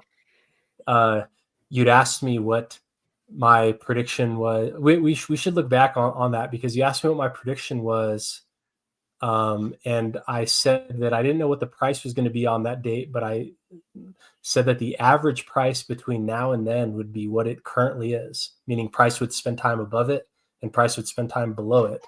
And I bet if we looked back, that it was completely accurate. Dip catcher could be right again. Been Yeah. right on a few things. I think that it might be tracking that prediction as well. Well, thanks, man. Again, great to have this conversation. Everyone out there, this is how you have conversations. Sorry? I appreciate you a lot. No, of course. Likewise. Everyone, this is how you have conversations. This is not mob mentality. This is, let's talk about it. Let's debate. The chat looks very mobbish. The chat has been colorful, but under control. I think I've been trying to pay less attention because I've been laser focused to try to make some good points here and hear what your counters and stuff. I think it was really good. And I just want to inspire people to do stuff like this. Have these conversations. Don't just be like, oh, I don't like this person, so everything they do sucks, or oh, this is a bad idea because somebody said so, or whatever. Use your brain, think, and don't make this I don't like to see things be devalued because a bunch of people lined up to say scam or something about it. I think this is a much better way of figuring stuff out. So hopefully everyone, I could set some good examples here to have these conversations, whether you agree with them or not. Like I said in the beginning, I'm pretty neutral on it. I haven't really, I've a couple things that I thought were interesting back and forth, but also a couple to pluses, a couple minuses during this conversation, honestly. It was actually really interesting to even dig into it. So again, figure it out on your own. You have 2.5 hours worth of content. We talked about this. This is the longest stream I've did for a long time. This is, I'm going to have to sit down for a little bit, but I appreciate you, man. You drink no water and no pee breaks, I think, as well. So congrats on that. And unless you're wearing a diaper, I doubt it. And doing great, man. I appreciate you and the stuff you're building. And again, mad respect for the dip catcher. Thank you. I appreciate you as well. Have fun. That's all we got for you today. Sci-Vibe and 5555. We are out.